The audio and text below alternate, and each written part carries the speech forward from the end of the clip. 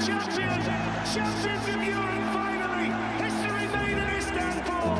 The treble complete. History makers, for the first time ever, an English club have won 4 titles in a row.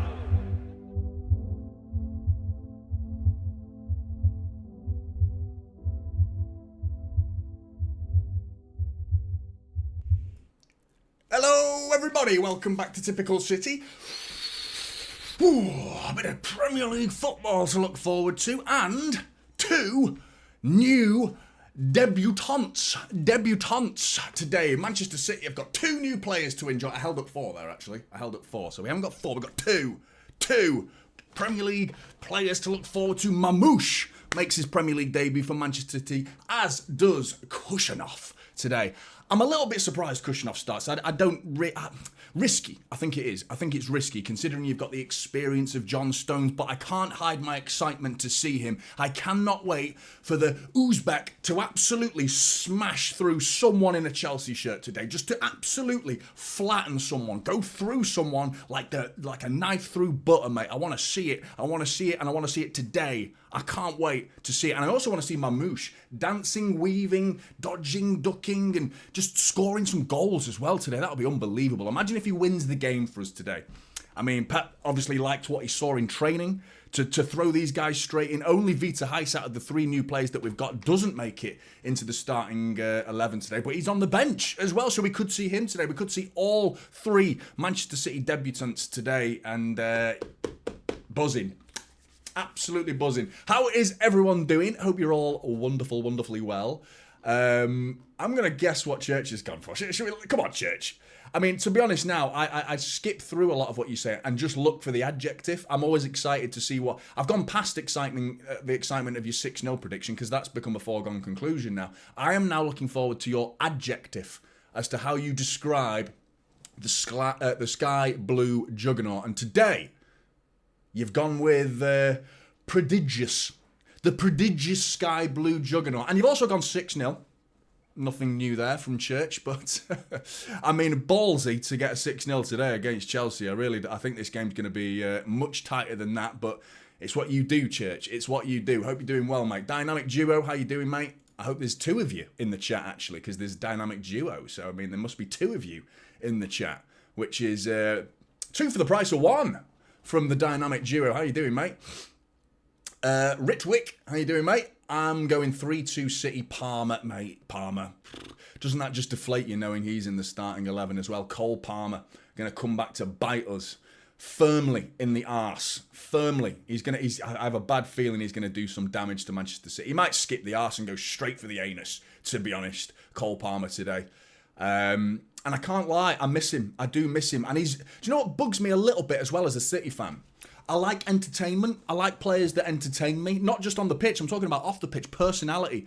Now, in terms of, when you say personality, I'm talking about someone who's just entertaining. Not necessarily, oh, what a dazzling personality. He has a wonderful way with words, doesn't he, Cole Palmer? He's got a huge vocabulary. No, nothing like that.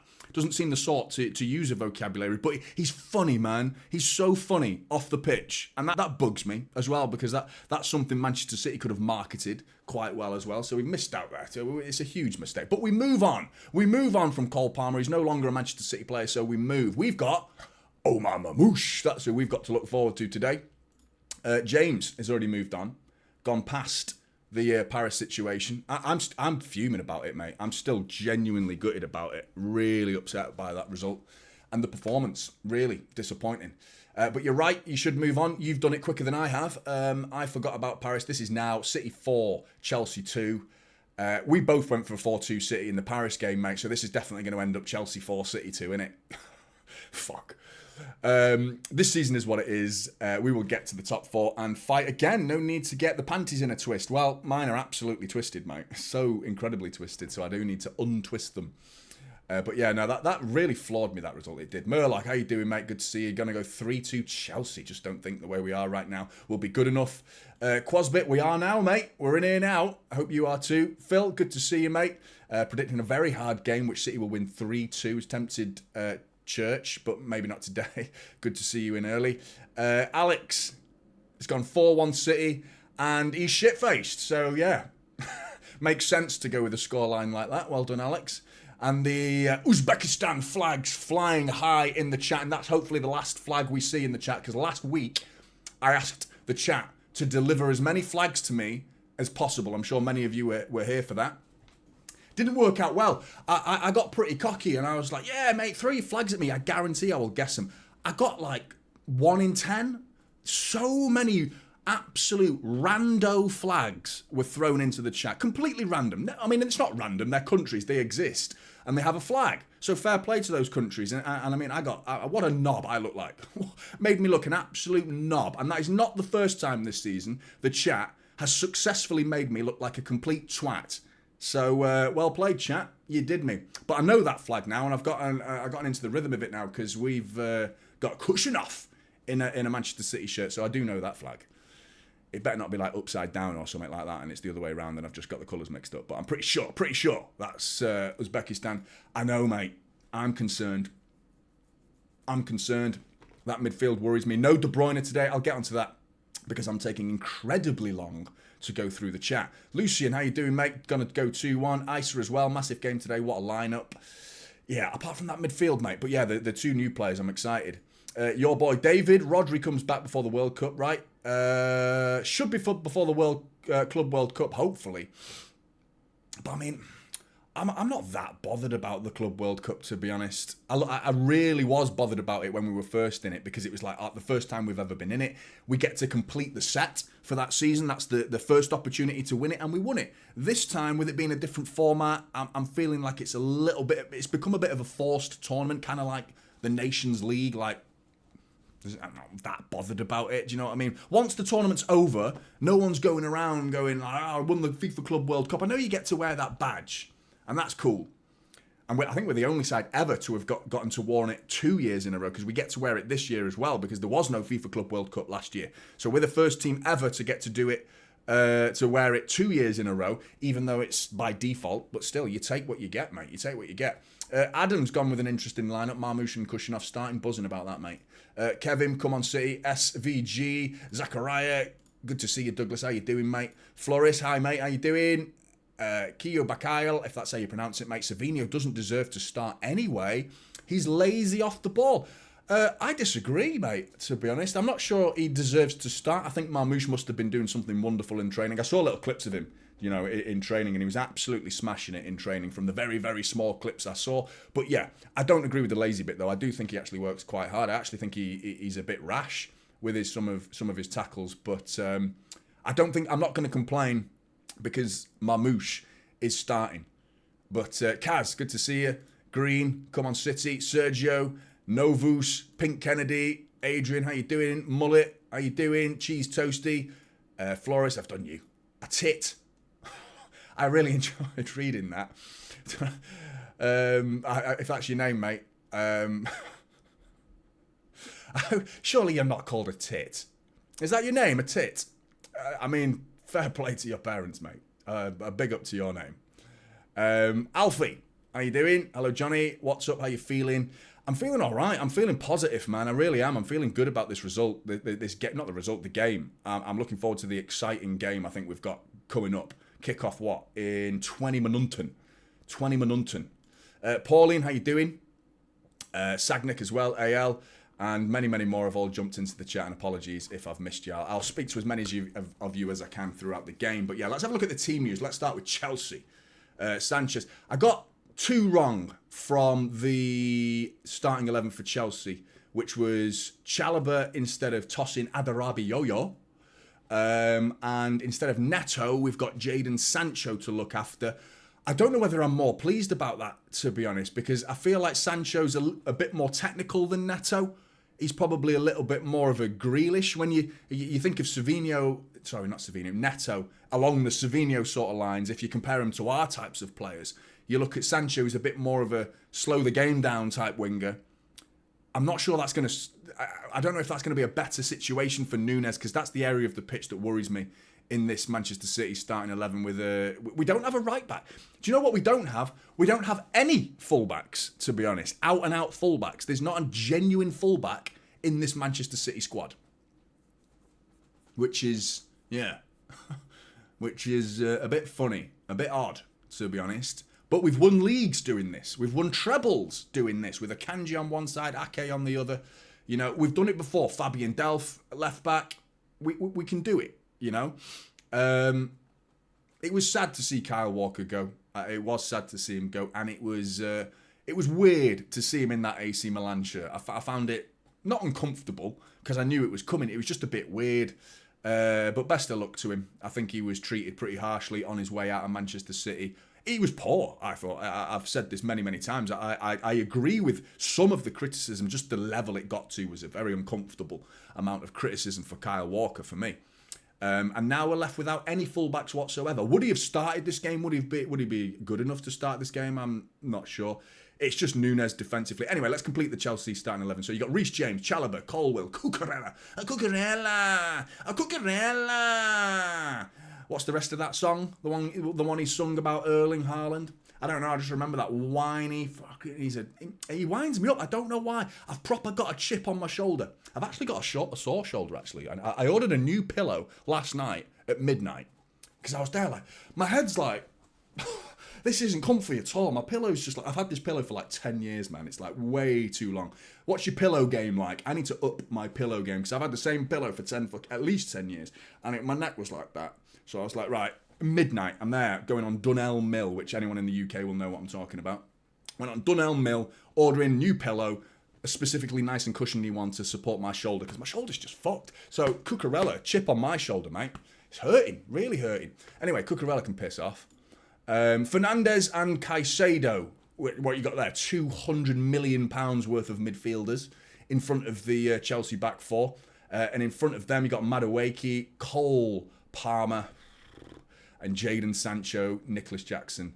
Up top, Manchester City, Ederson, which surprises me a little bit. I mean, there must be something he's doing in training. Maybe perhaps expecting a lot more of the ball to be at the feet of the back four today, rather than going a little bit longer like Ederson, where we don't get as pressed as much, where the qualities of Ederson come into play maybe today a little bit more. But I swear to God, man, we missed the qualities of Ortega against PSG, because I do feel like at least one of them, I feel like the João Neves third goal at the near post, Ederson he can't be getting beaten that easily, mate. He wasn't even near it. The gap was huge that he left between himself and the post. That was a big gap.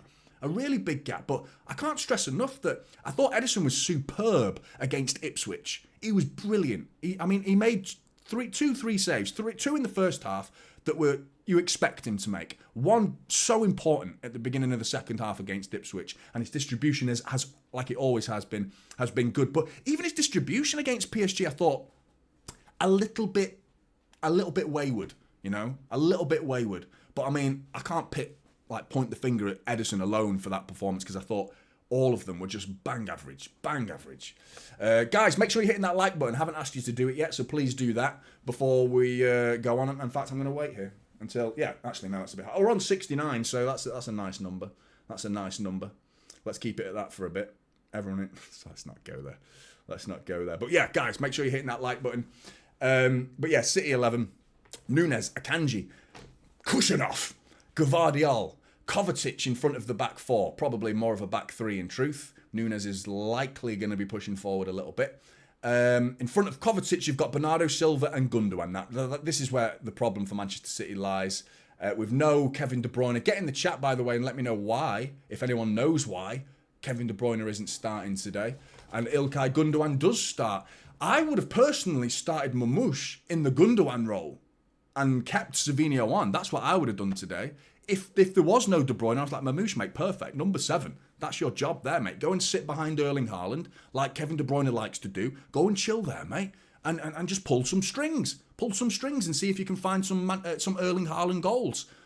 But yeah, Phil Foden on the right, Marmoush on the left, Erling Haaland up top. But yeah, Gundogan and Bernardo Silva in the middle is interesting. It's interesting. So I'm curious to see how that midfield's going to hold with the likes of Cole Palmer. Bernardo Silva's likely going to have to drop into defensive midfield alongside Kovacic. You've got Gundogan. who's probably going to be the sitter behind Haaland. But anyway, William, thank you very much for the membership, mate. Big up to you, mate. You've been around for a long time and a very kind donator, haven't you? For many, many weeks, many, many months, in truth. And member for 2 months. Big up to you. Anyone interested in becoming a member like William and supporting the channel can do so by clicking the link in the pinned comment, and it's also in the description as well. You get 2 tiers. One's like it's like a couple of quid a month for the cheapest option. So yeah, any help, any support you guys can provide would be huge for the channel. Goes a long way. Big up Jonny. I love the trust has shown to our new signings, but I don't think we win today. But I would love to be proved wrong. I'm still going to go with a City win. I think it'll be close. I think we have to respect the threat, the attacking potency of Chelsea. But I mean, it's not like we're short on attacking potency. And we've added Marmoush to that attacking potency. I mean, we've been scoring plenty of goals in recent weeks. Prior to the PSG game, don't forget, I mean, obviously I got carried away saying City are back. Can't pretend I don't regret those words. But I'd like to point out that I was one of the few last season that was saying City were going to win the league, when I saw many people, content creators, just individuals in the chat, comment sections, we were written off for huge portions of last season. But last season, my first season on this channel, I stuck with them. I believed in the side, and I said, I think we're still going to win the league. I actually had more faith in Arsenal crumbling than City winning, to be honest. And it only took one moment for them to do that. It only took one moment, wasn't it, last season, that Villa game, and Arsenal crumbled. So yeah, I'm gutted that we're clearly not back, and that's really taken a massive dent in my trust levels to this team for the rest of this season, because you think 6 games unbeaten, 23 goals scored, 4 goals conceded within 6 games. 23 goals. Obviously 4 West Ham, 8 Salford, 6 Ipswich. There's where the numbers came from. But we only conceded 4 in that time. So multiple clean sheets within that. So it's like, well, we've fixed both ends of the pitch in 6 games. And I think 6 games is a reasonable amount of time to start judging form. You know, most form graphs you see is the most recent 6 games. And it was undefeated in all of them, with 1 draw thrown in there against Brentford. A silly draw. A silly draw. And in all honesty, that game actually, the Brentford game actually showed the frailties where I probably should have taken more note of that collapse against Brentford than I actually did, because we saw the same thing against PSG, and we've been seeing it all season. So yeah, my trust levels for this side for the rest of the season have been depleted, let's say. So I mean, yeah, we beat Chelsea. We're not back. The games that follow are terrifying fixtures, as I'm sure you're all well aware of. Let's have a quick look. Obviously, we got a must-win game today. We got a must-win game on Wednesday against Club Bruges. I mean, arguably that's bigger than the game today, because I think we've got enough time to get back into the top 4. I promised you in a previous video, by the way, that Nottingham Forest would start dropping points. And I also said, don't come to me and act surprised when Nottingham Forest start collapsing. Bang, 5-0. 1 week later, I told you. Exactly those words I said. I promised you Nottingham Forest would start collapsing. 5-0, mate. Do you know what I mean? Anyway, yeah, Arsenal after that. Then Leyton Orient, that's the game where you like throw Mabama on. Actually, probably, I mean, would you start Marmoush? Because he, by the way, he's got an incredible injury record, as in a good injury record. He doesn't pick up injuries. You know, I can't remember I'm pretty sure it was like 11 games in the space of 4 seasons he's missed, if memory serves me. I think I did a graph on it, or a graphic, sorry, on Marmoush. 11 games in 4 seasons he's been injured. So I wouldn't be afraid to throw in Marmoush against Leyton Orient and start him up front. Try him out for the false 9 position. You know, the Erling Haaland role. I'd give it a go, mate. Even if it is Leyton Orient, you know. Get the job done. Start Marmoush. Get him practice. Get him into the English side of things, because Leyton Orient's going to test you, mate. Even though the quality's not there, the English environment, you know, the lower league grounds, that is a serious introduction to the English game. You know, the tough nature that it is. Games, brilliant, mate. Thank you very much for your super chat. Really, really do appreciate that. Do you think I should stay up till 2 a.m. on a school day again for the match against Bruges? Because if my parents catch me, they would kill me. 100%, mate. Tell your parents to do one. No, that's inadvisable. No, respect your elders. Respect your elders. But if you can get away with it, I highly advise you do. And I highly advise you come and join me in Typical City here, mate, and watch it with me, because we'll have a good laugh, because I think we're going to win that game. And I think we're going to get into the knockout stages of the... Well, you're into the knockout stages at that point, aren't you? But you got the playoff round, and who we face, I don't know. It's crazy. It's crazy. It was bad advice, wasn't it? It was a bit. Yeah. But Enzo Maresca is doing very well. He's on my screen right now, looking very Pep-like. Very Pep-like. But, I mean, so many managers now are just cut from the same cloth of Pep Guardiola, aren't they? They're all from the school of Guardiola. You've got Arteta. You've got Maresca. You've got Vincent Kompany.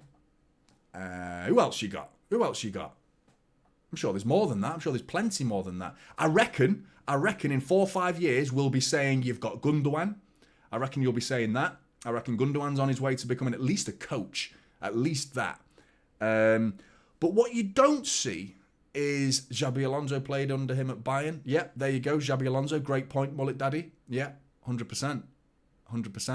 Absolutely, Xabi Alonso, that's a big one as well. He looks a quality manager.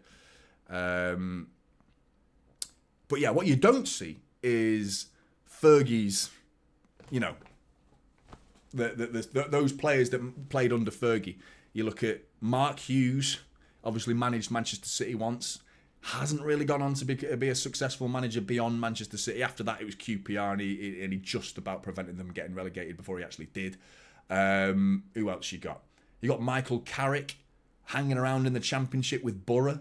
You've got Wayne Rooney, who can't even manage Plymouth and getting sacked within 6 months. Who else you got? You got a lot of shit. That's what you got. You got a lot of crap, to be honest, which to me, I think Fergie was a one-off. I think he was a man motivator. I don't think he was a tactician. I don't think the tactics that he employed were that special, to be honest. And the tactics that he's given over as a learning curve for his players, yeah, they didn't use them very well, did they? Because they're not doing very good in the managerial game right now, are they?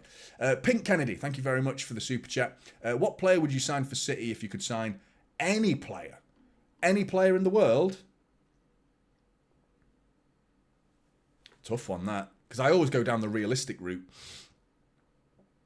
Do you know what? If it could be any player and it was totally unrealistic, Cole Palmer's in the discussion, to be honest, because I think he's arguably the best player in the Premier League right now. Mo Salah, do you know what I mean? Like, why not? If we're going to get unrealistic, if you want to get slightly realistic and there's plausibleness to the conversation, then Florian Wirtz, Musiala comes into mind. That level of quality.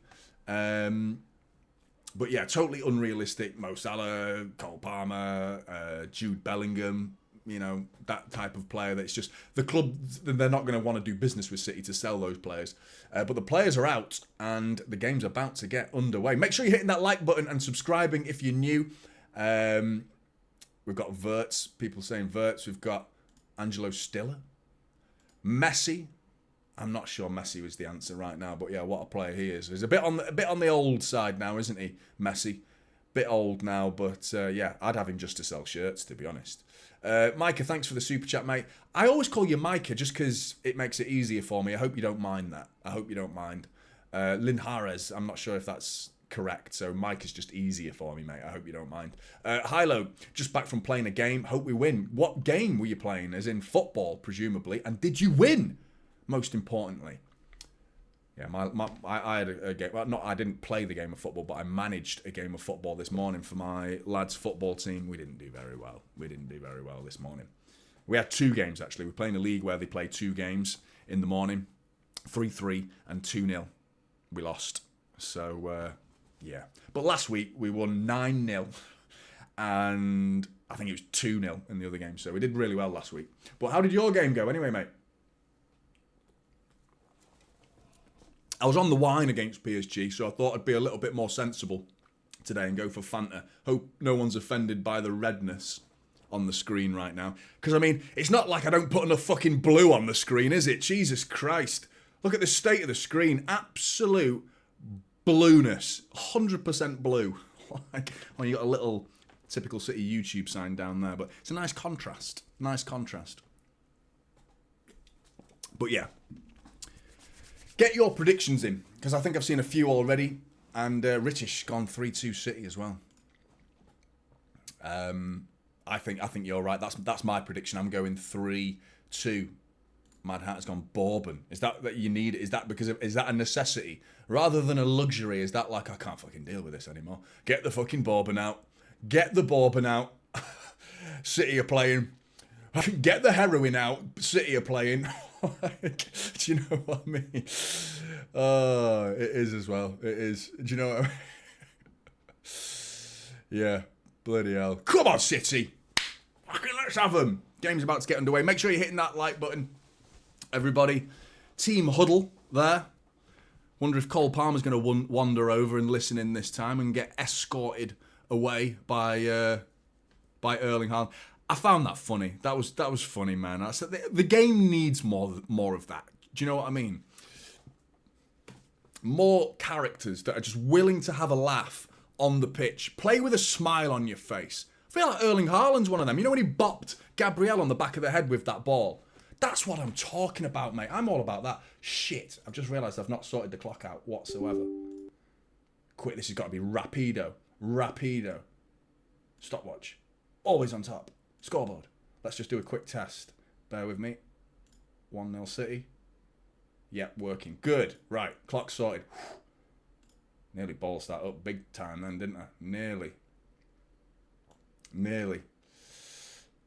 Respect to Dennis Law. This is the first time Manchester City are playing at home since the passing of Dennis Law. Yeah. I still consider him a legend of Manchester City for those final years of his career at Manchester City. He effectively relegated Manchester United with a back heel. And of course, Tony Buck as well. So, yeah, sad week that was last week for Manchester, in all honesty, because obviously he's got a lot of connection to Manchester United as well, playing most of his time at Manchester United before joining City. But, yeah, rest in peace. Tony Buck and Dennis Law. D, big up to you and your support on the channel. Marmoush masterclass today. Hope you had a good day, Jonny. And chat, 3-1 City. Come on, City! Yeah. Fucking have him. Come on. Yeah. I'm feeling this game. It's going to be a big one, this. I feel like this is going to be one for the adverts. One for the Premier League adverts that we're going to see in some sort of like highlight reel at the end of the season. Oh, remember that game against City and Chelsea at the Etihad? Remember that? Like we did last year, 4-4. You know what I mean? I feel like it's got that sort of scoreline to it, this game. And yeah, I can almost guarantee now that I've said that, 0-0. Yeah. Roy B's much happier with Nunes over Rico. I feel for Rico, man. I feel like there's a lot of... what are they doing now? There's a little choir going. Forgive me, guys, but I want to hear this. Oh, that's beautiful, man. Singing Blue Moon. Oh, that's beautiful. Oh, man. It's going to make me sad, man. I can't listen to it because I'll get emotional, so...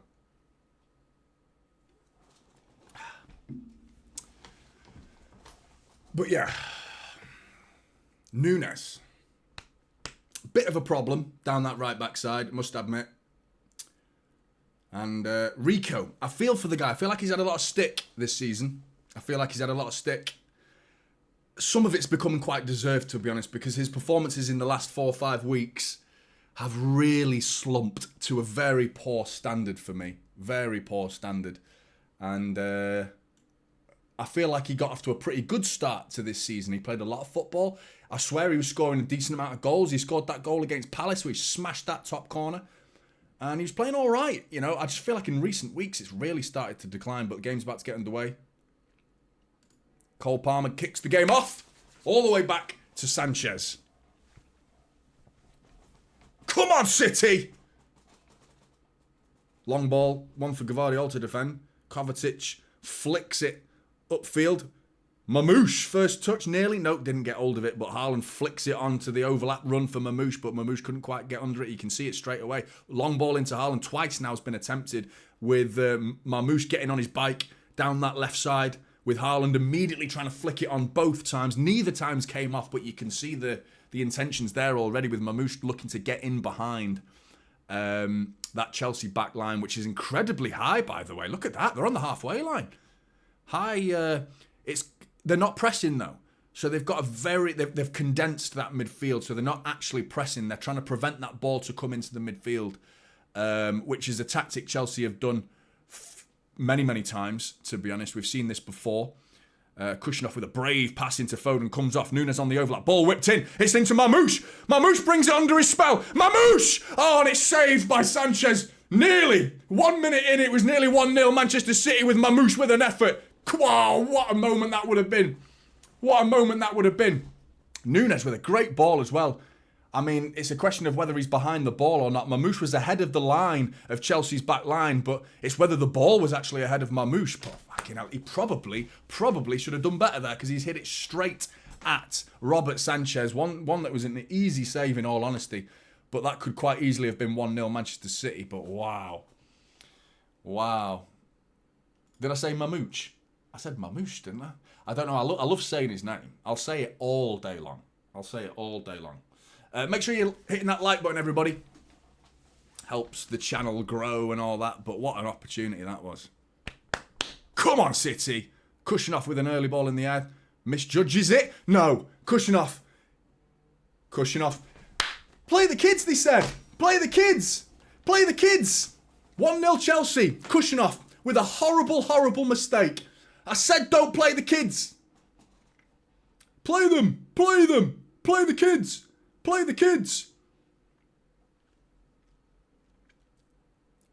Well done, everybody. Play the kids. I said don't play the kids. This is why. He's going to be a bag of nerves, mate. This is why.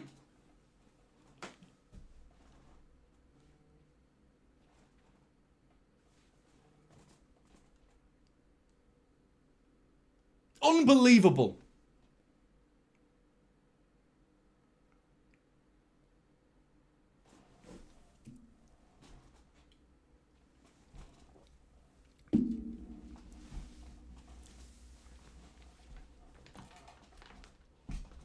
Wow. I'm not even that surprised, because I said it in my preview, guys. I said I would be gobsmacked if Pep plays either Heiss or Kushnoff. They are kids. They're playing against Chelsea. It's going to be a nerve-wracking environment. They should be brought on into games where it's a bit more steady, a bit more calmer environment. He's giving it away again, Kushnoff. You don't play the kids! Fucking listen! Fuck's sake! He's got himself a yellow card. He's lost his fucking head, mate. Wow. Yeah, 100% Bertie. I want to give him a chance. But I said don't fucking play the kids. I want to give him a chance. Of course I want to give him a fucking chance. I want to give him a chance when it's Leyton Orient. You play him then. That's when you play him. You've got John Stones with experience on the head. That's what you do. You play John Stones. He wouldn't make that mistake. He's going to be a bag of nerves. Because 18 years old, that kind of makes sense. Surely we can see that. Surely, am I missing something here? Wow. Free kick over the bar. Come on, Kushnoff, mate. Get your head sorted, mate, because he looks flattened by that. He looks 100%. Listen, I am a massive lover of Pep Guardiola, as you know. I will defend him to the hill. But you 100% blame Pep Guardiola for starting him in this game. Fuck me. Marmoush, you start him. You start Marmoush. I'm no problem with that. No problem. I think that's fine. But you do not start the fucking kids in this game like this. I feel for him. I feel so sorry for Kushnoff. What's this going to do for his Manchester City career? You're hoping it's kind of a reverse Mangala debut. That's what you want. Because Mangala was an absolute beast against Diego Costa, against Chelsea for his Manchester City debut. And we thought, oh my God, Eloquim Mangala, what a player you are. From that debut onwards, he was absolutely shite and couldn't defend a fucking 9-year-old striker. You know what I mean? He couldn't defend my child trying to beat him. You know what I mean? After that debut. Whereas you're hoping this debut gets forgotten about and we move on. You know what I mean? And then from this day on, Kushinov's brilliant. And it's a reverse Mangala debut. But Jesus Christ, mate. Start the kids. Start the kids. Oh, that makes sense. Come on, mate. It would be the same. It would be the same. He's a kid as well. He's a child. They are children who are playing in this side that's already completely... that's how I feel, mate. I feel like that exactly right, man. I feel so bad for him. And it's Pep, mate. Talk about throwing a kid in the deep end, mate. Can you swim? I don't know, mate. Well, let's fucking find out, shall we? Boot you in the deep end. Ball over the top. Go on, Marmoush. Oh, and it's over a hit. Can't get there. I'm fucking... unbelievable. Creator. Yeah. It is still early. We can definitely come back from this game. We can definitely come back. How is it Akanji's fault? I don't know. I don't know how it's Akanji's fault. It comes off Kushner. For anyone who's not watching and saw what happened, the ball was there for Kushinov to just calmly either turn away and try and take it away, or just boot it away. Something do other than that. And he tried to head it back to Edison, and it comes off his ear. He heads it with his temple, with his ear, and he just gets it completely wrong. I thought Nicholas Jackson was about to finish it, but he actually squares it to Madueke, who puts it into an empty net within 1 minute. I mean, I can't calm down, mate. First of all, I'm here to stream, mate. I'm not here to be calm. I'm here to stream. And I'm here to talk about what I'm seeing. I'm here to give my opinions. I've given you my opinion before the game. My opinion was do not start this player. Do not start these kids. Be gentle with them. Be pragmatic. And be cautious about how young they are. Protect them. Protect the kids. You know? Look after them. This is not looking after them. This is throwing them in the deep end. And, yeah. There's part of me that didn't want to be right, but I had a funny feeling I was going to be right.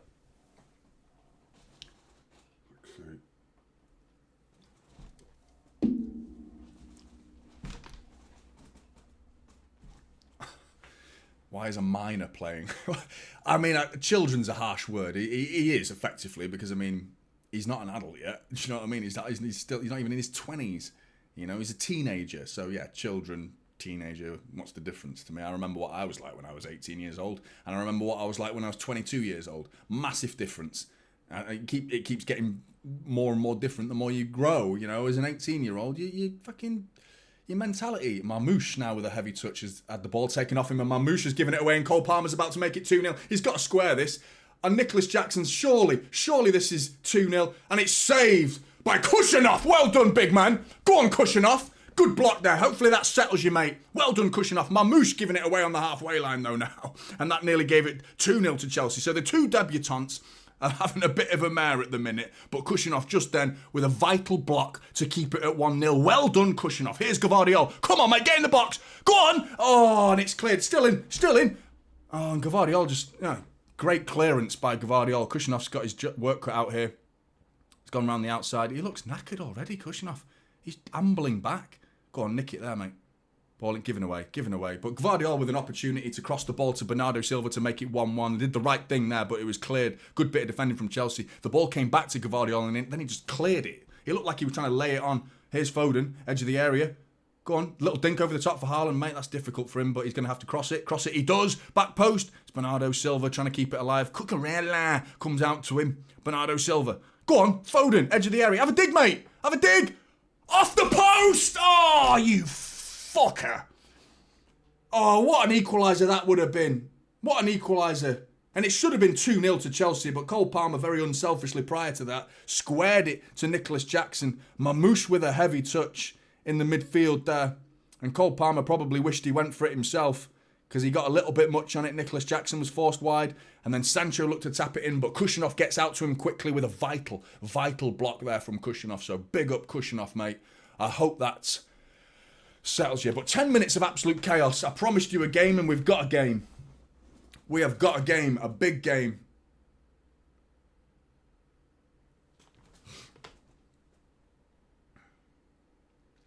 Oh, mate. I feel so sorry for him, man.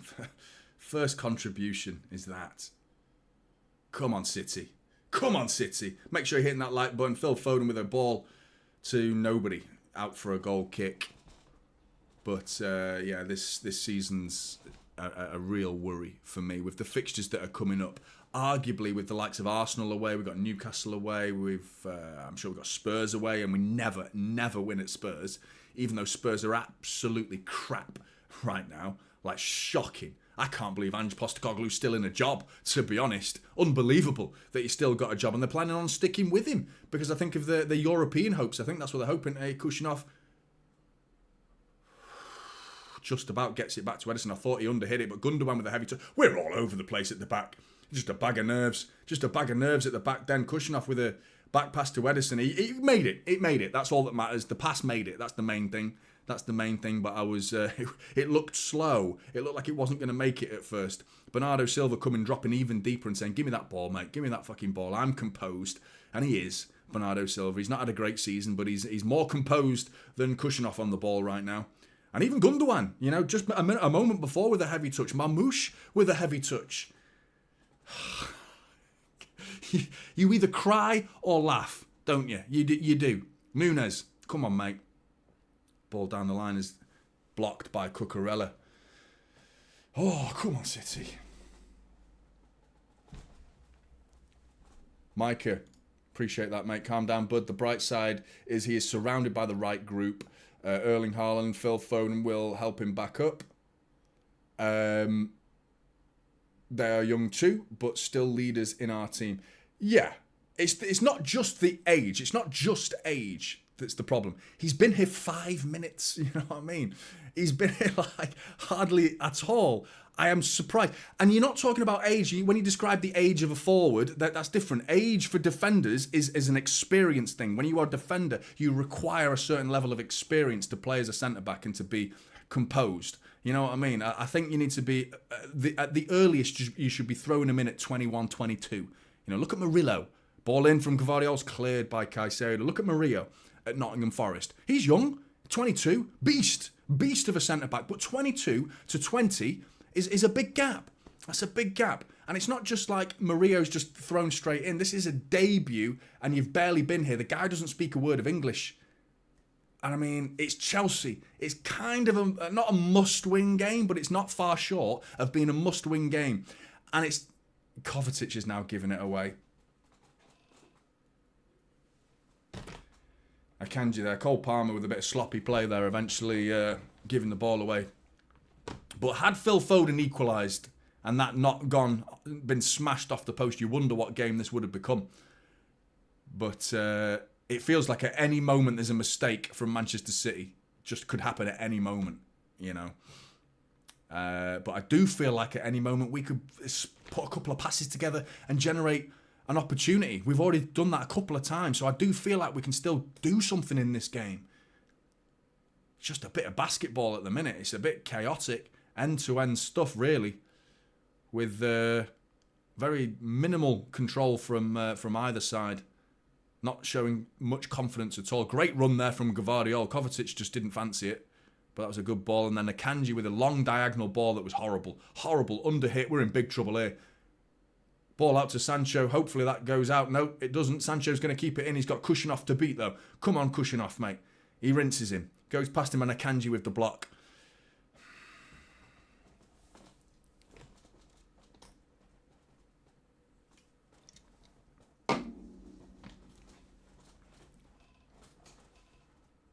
You're so right, Roy. I feel like that's what it is, mate. His face, mate. I did. Isaac was it who said he wants to give him a hug. That's how I feel, mate. It's heartbreaking. It's genuinely heartbreaking to watch a young lad who's just been plucked from absolute mediocrity the most unknown player. Like, who is this guy? No one knows who he is. No one genuinely knows that, like, what the depth of this player's abilities actually are. What is the ceiling for this guy? We still don't know, and we may not know for a couple of years, in all honesty. But he's gone from absolute lance, Ligue 1, mediocrity, to playing in a Premier League match against Chelsea, who are 4th and we're 5th, in what is probably an incredibly important, not a must-win game, but at least incredibly important game for our chances of finishing in the top 4 this season. And you start him, okay, fine. Pep made the call. Pep's the one who judged him, who he said, okay, you've got the ability to do it, mate, so go and do it. Bad call. Cushion off. Ball out is intercepted by Cucurella. Ryan, he will come good, but he looks lost. Bless him. I hope you're right, mate. And I still believe he will come good. You hope he will, because I like the clips we saw off YouTube. But again, this is why going off clips off YouTube isn't all that. You know what I mean? Because I remember Anthony looked unbelievable. Remember Anthony for United? I mean, I say remember him. He looked insane on YouTube clips. He was like, who the fucking hell, United have paid 80 million for this wonder kid. Yeah, look, how did that work out? Do you know what I mean? Anyway, there's an army of stewards coming down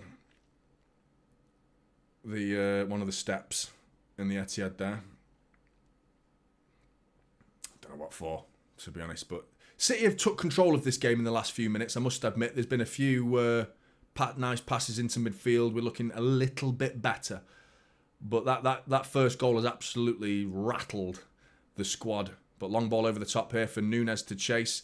He wanted it inside there, and he's offside anyway, so it doesn't matter. But Kovacic there with a couple opportunities. There was one for Gvardiol a few minutes ago where Gvardiol made a great run. Kovacic didn't even bother trying to pass it to him that time. Should have, because it was a great run, and he would have been in, Gvardiol. And he actually timed his run pretty well. This time it looked like Kovacic was quite late with the pass, and Nunes was coming inside, but he goes over him, forcing Nunes to go wide. So even if he was onside, it sort of killed the chance anyway, because he needed to put some whip on it to let Nunes keep going with that inside run rather than sending him further wide. But never mind. Come on, Kovacic, because he's vital in this game. He really is. Mullet, thanks, mate. Another point is he speaks zero English, can't even talk to his teammates, which won't help at all. 100%. That's what I said, mate. It's a language barrier is important at this level. I saw him in training. Did anyone watch the training of Kushnov? I felt sorry for him. Your first day on the job. We've all been there. We've all been there where you don't know anybody and you're just walking around a bit aimless, like looking for someone to speak. But I imagine most of you did it in a job where you all speak the same language. Do you know what I mean? When you stood there like looking for someone and maybe you get lucky and someone comes up to you and says, how you doing, mate? Is this your first day? Yeah, nice to meet you, mate. My name's fucking whatever. Nice to meet you, fucking whatever. Blah, blah, blah. And away you go. You've made a friend on your first day. No one actually went to speak to Kushnov, by the way, which broke my heart. It broke my heart. Because that's something you'd expect. I imagine, hopefully someone did behind the scenes that we didn't see in that clip on the pitch itself, in the training pitch. But yeah, I kind of wanted to see someone go and speak to him a little bit, but no one did. And then he stood there looking like... The coach was giving out drills, like, right, we're doing this warm-up now. And he was like, copying people, like, what are you doing? Like, I'll copy what you do because I don't know what the trainer's told me to do. I don't know what he said. So I'll just copy what's Phil Foden doing. Right, I'll do what you're doing, mate. So I feel for the guy. I feel for him. Pink, appreciate it, mate. Club has to stick with him. 100%, mate. This isn't me writing him off, by the way. This is me making a point that he shouldn't have started. I'm not saying he's shit. I'm not saying throw him in the bin. Right, I'm done with him. Fuck no. Kushnov, mate. I'm looking forward to the future. I'm very much excited about the prospects of Kushnov. But the man management of his career so far, step one, catastrophe mistake from Pep Guardiola to start him. I said exactly that. You don't do it, mate. Don't. Let's move on now. Let's move on. Come on, let's move on. I feel for him. Oh. Hoodrich, if you look at Pep's eyes, I think he cried. I think someone had farted on his pillow the other day, mate, or something, because he's got pink eye. His eyes like that, innit? I mean, my eyes are pretty red at the minute, actually. Stressed from the PSG game. Yeah, you'd expect that, Clara. Good to see you as well. How you doing? You'd expect there to be a translator, but he didn't seem like he understood what was going on in those clips. But yeah. Do you know what I mean? Go on, cushion off. Nunes, 20 minutes gone. Let's settle down a little bit now, because that was crazy. That was crazy. That was absolutely mental. Guys, make sure you're hitting the like button if you've tuned in and you haven't hit it already. Please do. Really helps. Yeah, mate.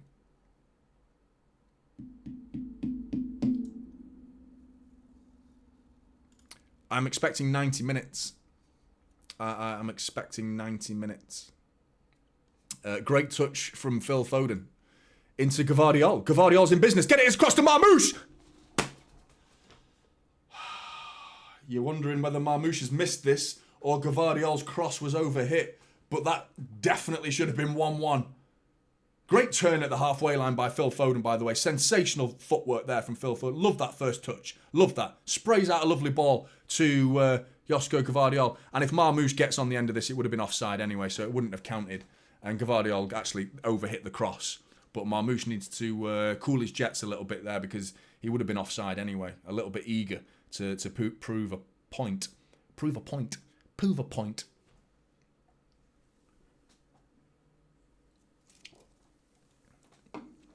But the speed that Marmoush showed there was really good. I mean, he left Haaland. Both of them were bursting along to get into the box. Go on, send him. Marmoush, control it, mate. Heavy touch, free kick. Right, give it Marmoush. Free kick, yeah, we'll take it. Free kick, Marmoush, get on this, mate. Get on this, mate.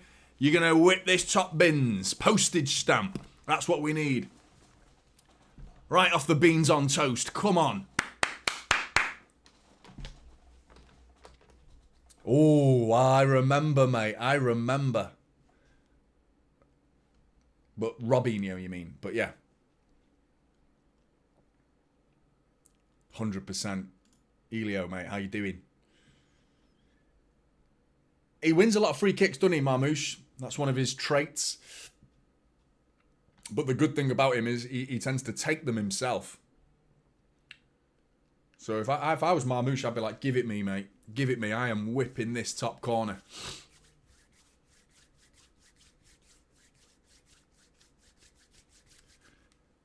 Guys, make sure you're hitting that like button if you've just tuned in. Really helps. And memberships in the chat and in the pinned comment in the description as well. If you help support the channel even further, it massively helps. Phil Foden actually looks like he might be the one taking it, but it's Marmoush into the wall.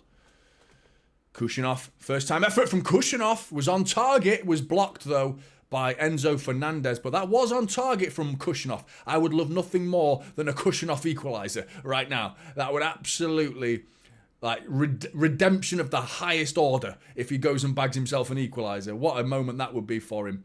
But yeah, was brave, thought, fuck this, I'm having a shot. Had a shot, and it was blocked by Enzo Fernandez. Looked like Foden was thinking about a quick one there. Foden at the minute for me. I think Foden's looking the brightest player in our midfield. A couple of nice touches, a couple of nice passes from Foden. It seemed all the positive play seems to have gone through him. Second best player on the pitch, Maverick. Shocking from Bernardo Silva's back. A little 1-2 from the corner there between Phil Foden and Bernardo Silva. The ball back to him from Bernardo Silva was a joke. It was a joke. Phil Foden nearly made it into a good pass by actually putting in a tackle. But he needs to up his game, Bernardo Silva. There you go, ball in. Haaland flicks it on. It's Gvardiol!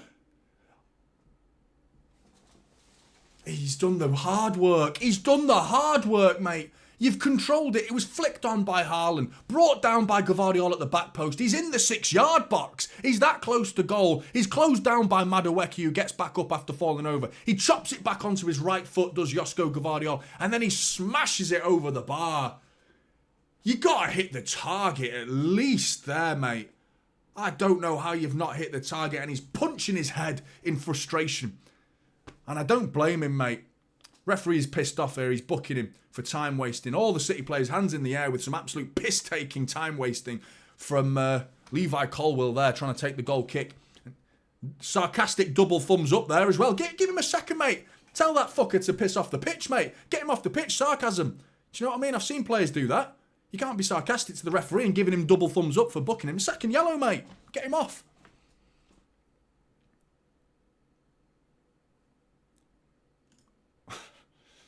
I nearly misread that. I thought, well, I'm not going to go there. I'm not going to go there. But yeah, in terms of therapists, yeah.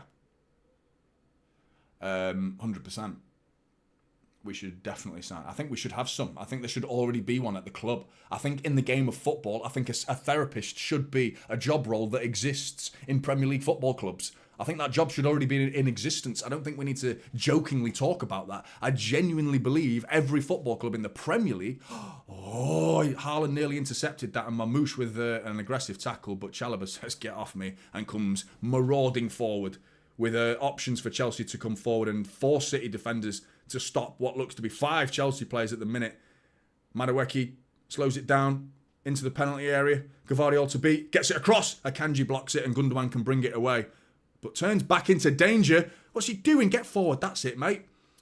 Nearly made the option to go back into his own fucking penalty box there, Gundogan, but he chose eventually to actually turn the right way and bring it forward. Cushion off now. But yeah, what was I saying? Like, the psychology of a football player is pivotal in Premier League football. We're witnessing it right now, so I think you're absolutely right. Hiring, we don't need multiple therapists, but there should definitely be a sort of a Big Brother diary room in every Premier League club. I fucking hate Big Brother, by the way. What a sack of shit programme that is. But anyway, moving on. There should be a room, a therapist who's like, is anyone in, or at least one on tap, a therapist on tap. If we don't need, there's no point having a therapist sat there if we're winning every game and no one needs to speak to anyone. But these guys will have personal problems as well. That'll be very handy for them to have someone to speak to. And one conversation with a therapist can be a big moment. It can really change the way you feel. You know, offside, clearly offside there, Phil Foden. No point even talking about it. But yeah, I agree. That's kind of where I didn't want to go, to be honest. I can't talk about Benjamin Mendy. Legally, I can't talk about it because my best mate was the detective on the Benjamin Mendy case. No word of a lie. And that's as much as I can say. I have to stop speaking at that point, otherwise I'll get him in trouble. Edison comes flying out with a header, clears it.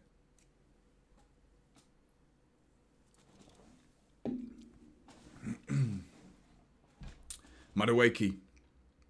He's into the penalty area. Marmoush gets back and pokes it away. Cole Palmer's going to have a shot. He's onto the edge of the area. Cole Palmer deflected straight at Edison, thankfully. The deflection was very favourable for Edison there, and he looked like he didn't aware, and then all of a sudden it was coming straight at him. Catches it. Take that. I'll take that. Nice super chat, mate. Appreciate that, Micah. Hope Erling Haaland is his friend. Given away there by Gundogan. Why is Gundogan started? Savinho's... Akanji nearly with a dodgy back pass as well. Savinho should be starting for me. I would have started... He's offside. Get your flag up. He's offside. Nicholas Jackson, surely. Saved by Edison, but Kushinoff nearly tackled the ball out of Edison's hands, but surely there was an offside in there. I would have started Marmoush where Gundogan is right now. I would play Marmoush where he is, but it looks like Gundogan's dropping a lot deeper. That wouldn't have counted had that gone in. So, like I said, it was offside, but the linesman, even though he's in line with it, couldn't see it. But yeah, I hope Erling Haaland is his friend. Boy is never short on confidence. Still remember when he was at Borussia Dortmund. Love this channel. You and the chair too. I'm glad I came in front of the chair then, because I feel like the chair definitely gets a bit more love than I do nowadays. And I don't blame you. I don't blame you. I am nothing compared to this chair. Fucking piece of shit. The fan made an appearance, made its debut last week, didn't it? The fan. Some inanimate object. Go on, Haaland to chase that. Chalobah's going to reach that first. But the right idea, you know what I mean? The right idea. Let's stretch Chelsea. Let's turn them. Let's have them facing their own goal. You know, we've done that multiple times as we approach the half an hour mark. Cheers, Micah. Appreciate that, mate. 58. Go J58. Who would you prefer the league, Liverpool or Arsenal? That's a great question. I ask that question to myself all the time. Usually in the shower when I'm like angry and thinking like, who do I hate more? Do you know what I mean? Who do I hate more? I actually think I would probably prefer... It's tough. If I wasn't doing a YouTube channel, my answer would be Arsenal. Put it that way. Ever since I started this channel a year ago, I've grown to learn, because obviously I didn't follow that many YouTube channels. I still don't, actually. For someone who's on YouTube, I don't follow that many YouTube channels. There's only a few that I genuinely watch.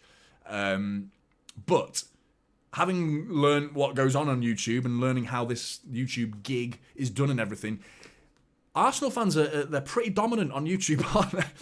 And their gobshite nature makes me think, yeah, they're a bunch of twats, aren't they? So yeah, they're kind of annoying. And for that reason, I think the social media Liverpool fans are better than the social media Arsenal fans, but I think the match-going Arsenal fans are better than the local Liverpool fans, because I've met many local Liverpool fans. Yeah, and I'm not a fan of them. I used to work in Liverpool. Yeah, didn't enjoy that period of my life, put it that way. Did not enjoy that. So I'd probably right now still give it Liverpool, but yeah, not an easy one, is it? It's not an easy one. It's like Gary Neville said, isn't it, really? It's like asking who do you want to stick it in your wife. I don't know. Shit either way. Marmoush, ball in, whipped in, back post, Phil Foden with a header over the bar. Just a bit over hit by Marmoush, but great run from Foden. Still wondering if that's onside, because he looked offside. Foden. Was he, though? Was he? Yeah, miles offside. A lot of poorly timed runs in this game so far. So many. Both sides, in fact, have been offside on 4 or 5 occasions already in this first half. Through poor timed runs, whether it's badly timed passes. What is Kushinov doing there? Why is he right back? This is the part of his game that's it was always going to be concerning, his abrupt nature to just come forward. Phil Foden's given away a free kick, and he seems to just like see a ball and run at it, doesn't he? And we saw that in the YouTube clips. That's something that needs to be coached out of him, and just stay in your position, mate. If the forward that you're marking just wanders off to the right wing or to the left wing, you're going to have to hand him over to the fullback, mate. You don't follow him. Hand him over. And that's where the language comes in. Nunes, you take Nicholas Jackson. But because I don't speak English, I'm just going to have to follow you. Do you know what I mean? He can't get that point across because he doesn't know what to say.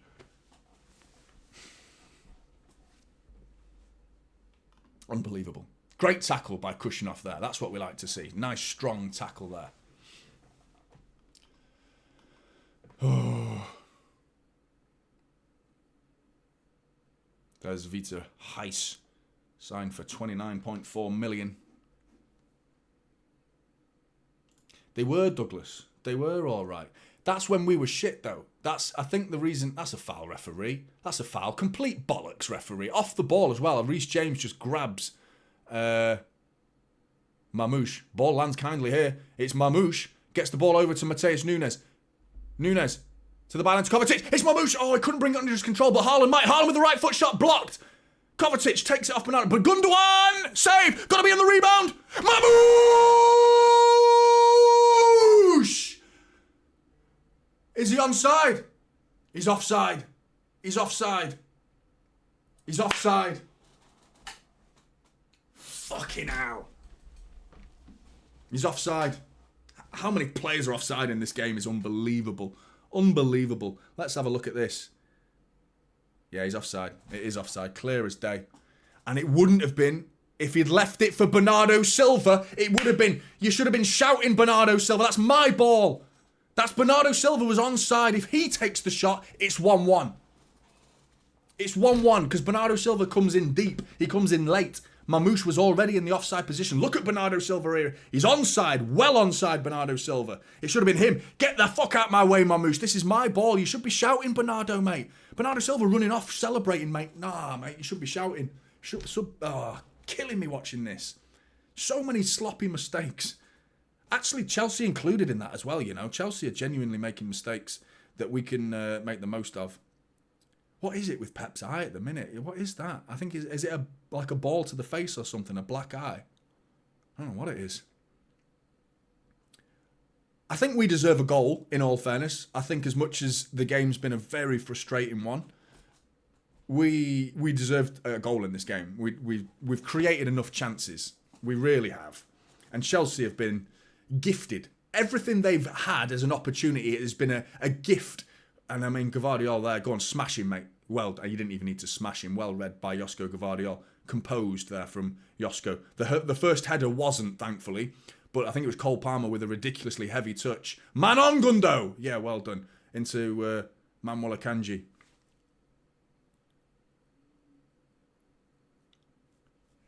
I mean, yeah, a banter, mate. He should be. And players who have got speed should not be offside.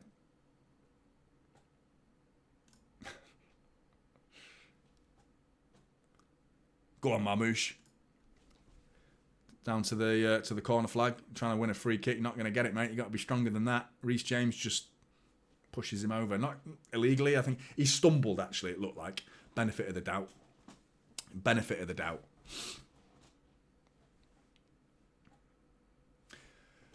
Messi, mate. It's not hating. It's not hating. I don't hate him. I'm calling what I see. I'm annoyed with Pep. I'm annoyed with Pep for playing him. It should have been John Stones for this game. 100%. It should have been John Stones.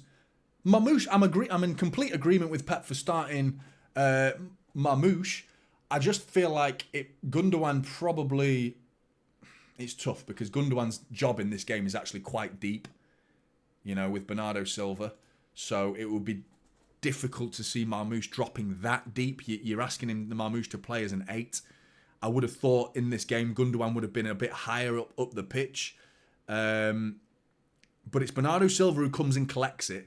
But Gundogan's not far behind, you know, in terms of coming deep himself to collect that ball. And he's done that just now to collect it on the halfway line from Manuel Akanji. So asking Marmoush to do that would have been a bit risky. So I kind of see why Marmoush is on the left in this system. But... yeah, so basically, if that's the system and Pep doesn't want to play, Marmoush is a winger. That's where he's going to play. In which case, it's like, well, why'd you sign Savinho? You know? What's his career now? You know? We said the same about Jack Grealish. When they signed Doku and Savinho, well, what about Grealish? Well, now we've signed Marmoush. If he's going to play on the wing... which I think he has more versatility than just a winger. He's more than that. He's definitely someone who can play behind the striker, and I think he should be doing that. Then, yeah, we know there's more versatility there. But it's like, well, Savinho's just been benched straight away. Straight away. Ball there by Gundogan's overhit. Foden's not going to win that.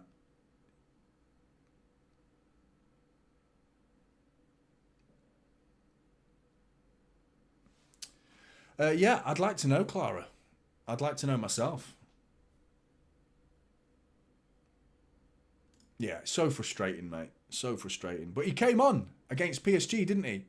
He made a mistake for me. I think he should have cleared that ball. That free kick that came in for PSG's third goal from João Neves, he should be doing more than that. He should be trying to flick it further. Or meet and trying to clear it back towards where the cross came from. But in the end, he left it almost, or just misjudged the flight of the ball, and it goes all the way through to the back post. It bounced. That's the concern.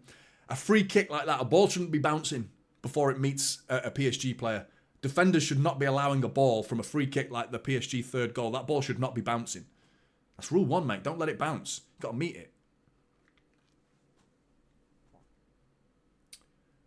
Who? Kushinov. He's looked all right so far. I mean, yeah, he's putting a couple of nice tackles.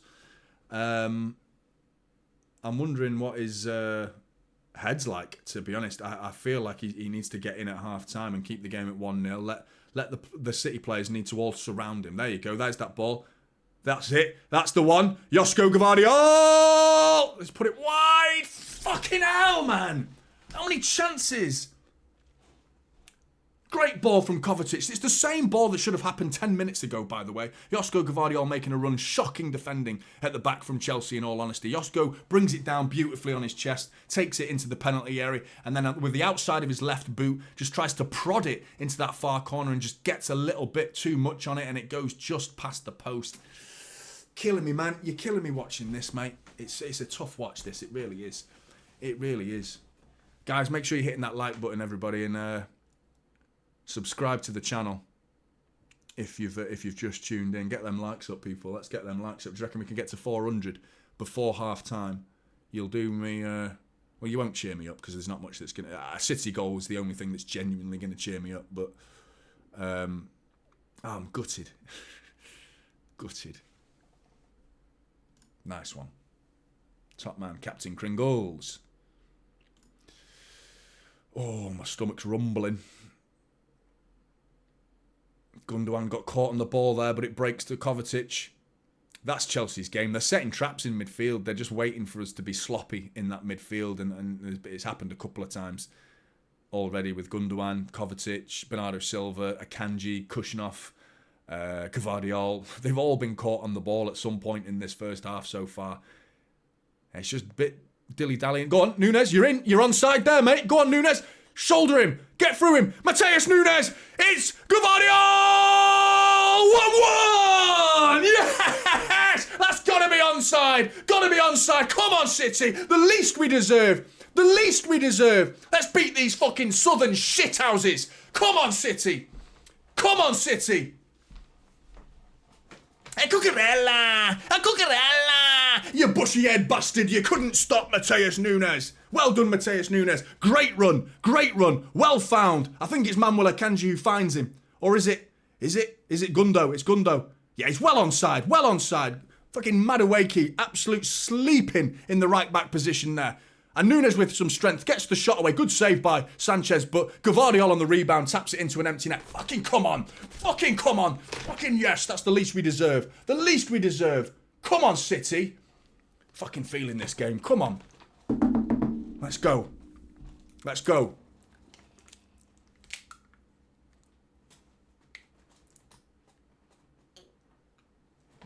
Can't miss that one, Yosko. You can't miss that one. I told you, the two defences, absolutely shite. Chelsea can't defend to save their lives. What is Madueke doing at the right-back position there, by the way? He's just like playing everyone on by about 5 yards. The whole defensive line's chilling. And the right winger, that's right, the right winger, not the right back, the right winger is 5 yards deeper than their defence. Like, what is he doing? What is he doing there? Plays on Nunes. But, I mean, who are we to insult defences? I mean, we're a fucking shower at the back. An absolute shower. But yeah, there's got to be goals, more goals in this game. There has to be. This has got to be a 3-3er, 3-2er, 4-3er, 4-4. Who the fuck knows? There should be more goals in this game. And in all honesty, the more goals there should have been is actually City. Kushnov, clear it, mate. Is that a foul? Yes. Fucking hell, he looked like he couldn't clear the ball then. Do you know what nerves do? Have you ever played football when you're really, really nervous? I've done it a couple of times where you've played at a high level and you feel a little bit out of your depth. Making debuts. I've done it at 11-a-side. I've done it even at 5-a-side where you're playing in like a proper competitive league where the standard is absolutely shit hot. And the first game you get a bit nervous. Your muscles tighten up. You can't move as well. That's such an underappreciated factor to debuts is just the feeling that you have in your muscles. If you're full of confidence and you're not nervous, your muscles are relaxed and you move as you do. You freely move about that pitch like you would do normally when you're full of confidence. But if you're nervous, you're tight, you seize up a little bit. And Kushnov looks like he can't move. He looks slow. And I've seen him sprint. The guy's quick. He's very, very quick, but he looks sluggish on this pitch. And he looks tight and I'm frustrated. He looks frustrated. Well, that's a foul on him. So give him benefit of the doubt there. Because, I mean, even though he didn't clear the ball properly, it was a foul in the first place. So, long ball from Kushnov there. Pep's not going to like that. He's just giving it straight away there, Kushnov. And here come Chelsea. Here come Chelsea. Bernardo Silva gets back. You can't do that, Kushnov, mate. You can't just go long and hope Haaland wins it, mate, because the ball came straight back. Oh, Marmoush nearly keeps it in. No, he doesn't. No, he doesn't. Linesman says it went out, but did very well there to nearly keep that in all honesty. What an unbelievable first half this has been.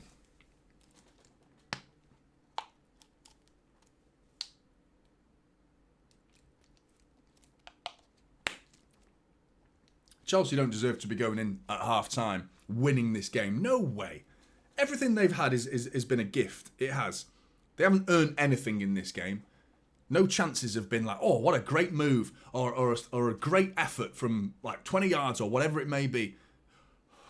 Cushion off, mate. Just a little bit under hit again to Edison. And he goes long and gives it away.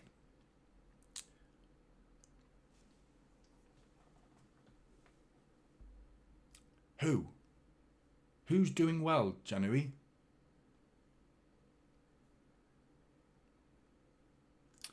Jack, why do we just sign centre-backs? We need a decent DM. Ended up with 2 centre-backs and Marmoush. I don't think that we're done yet, but yeah, I agree. I think the problem, ball over the top for Nicholas Jackson to chase Edison, probably should have come out there, but Nunes has got something to deal with it here. He's been shepherded down into the corner flag. He's going to leave it for a City throw right in our own corner flag. But yeah, Jack, I agree, mate. I 100% agree. I think the problem is, who do you get that's long-term? Because City don't operate in 6-month spells. We don't like... Which is why a loan for a player makes more sense. But it's like... I'm not a fan of loans. I'm not a fan of them at all. Because it's like... It's almost admitting... Well, as if we don't know that. The club need to do that. And I think they would openly admit to you and I that they've made a mistake in the transfer window that's gone last summer. So we need to fix it. And a 6-month loan spell is going, yep, we made a mistake. Here's Douglas Luiz for 6 months. And apparently the deal's falling down because Juventus don't want it to be a 6-month loan deal. They either want us to cough up the full price for the player and sign him on a permanent, which you wonder what City's thoughts on that are. Clearly they don't want to do that, but here come Chelsea. Madueke over the bar. Did that take a deflection? Though it did. A corner ball as well. There's how much injury time? I didn't see how much injury time. They've not even put it up. Or is that the half-time whistle?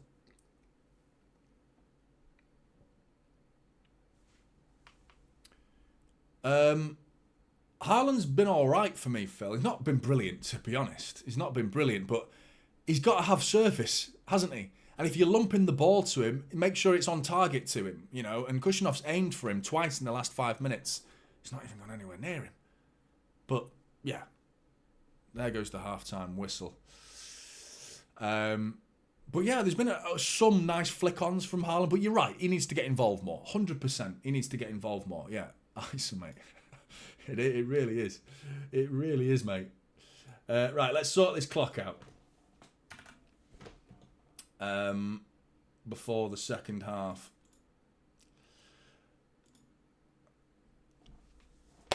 I feel for him. I really do feel for him. I think all the conversation now from Manchester City fans is going to be about Kushinov, and I'm heartbroken for him. So I think we need to choose our words.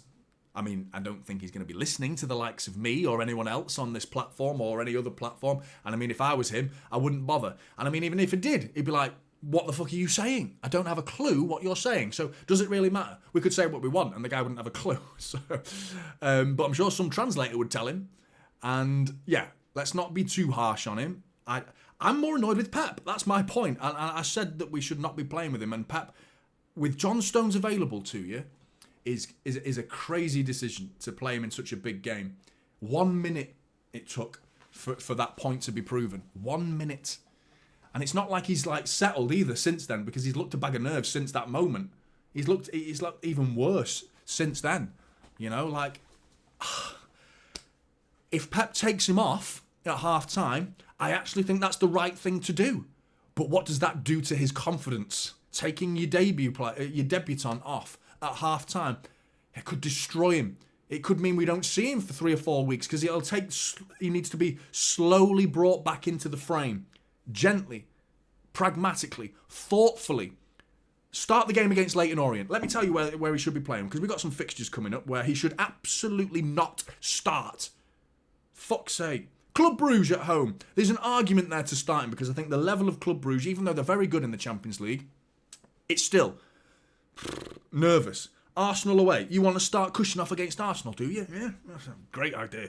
Fucking hell. Leyton Orient, start him. 100%. Get him up to speed. That's when you start him against Leyton Orient. Newcastle at home. Depends on how well he played against Leyton Orient. Liverpool at home, don't start him. Spurs away, I don't start him. Forest away, no, I don't start him. Unless Pep's got no other option, as in there's no other players, then yeah, then we have to play him. And at which point it's like, it would be great if Pep does something crazy now, brings off Kushnov and brings on Vita Heis, then I'm really starting to worry about Pep Guardiola, because that would be absolute barn pot lunacy. Absolute lunatic decision that would be, to bring off one kid and stick another one on and see how you do when John Stones is sat there. By the way, John Stones is not been good lately. This isn't a case of, oh, he's a better player. I think he's just more experienced and has more of an understanding. He will be calmer in a situation where it's like, get your head on it and make sure it gets back to Ederson. I feel like John Stones would have made the right decision in that moment. Like, just don't do that. Like, you know, and nerves play a vital part in how you play football. And I just thought, bring them in slowly. I couldn't believe he started. When I saw the starting 11, I thought, well, I've been proven wrong. I specifically said do not start them in the preview. And yeah, no, I'm gutted. Yeah, barn pot lunacy, mate. You've never heard that one? Mate, I say it all the time. I'm surprised I haven't said it on there. You got a chip on your shoulder, Paul, haven't you, mate? I remember when you messaged me a while ago, you said I'm like your brother. I remember, mate. Do you remember that? Because I remember these things. People who write in the chat. I remember, mate. I remember when you said, oh, you're like that brother I never had. I wish I had a brother like you. I remember you called me your brother, mate. Now you're telling me to man up. Yeah, times have changed, eh? Interesting. Anyway, enjoy the chat. Going for a piss.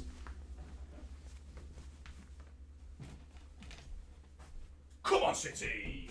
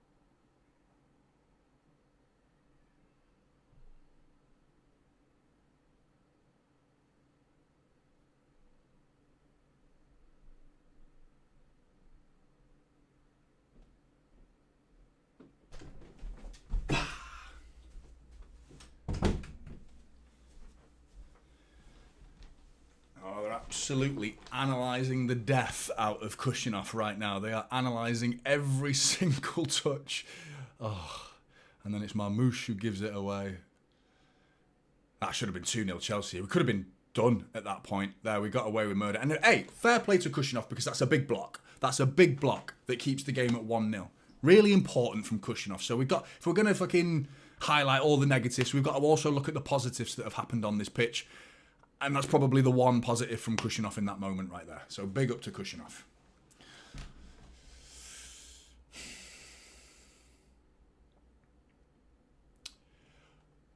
Alternatively, take off Haaland, if you feel that way. Stick Marmoush up front. And get Savinho out left. I don't have a problem with that. I actually think that's not a bad idea. Yeah, big up Ryan. Big up. Let's stick with him, 100%. listen, it's very difficult to get your opinion across sometimes, and I feel like I'm usually all right at that, getting my opinion across. I'm not bad at it, but you often get misunderstood no matter what you say. So I am not annoyed with Kushinov in the slightest. I am annoyed with Pep Guardiola.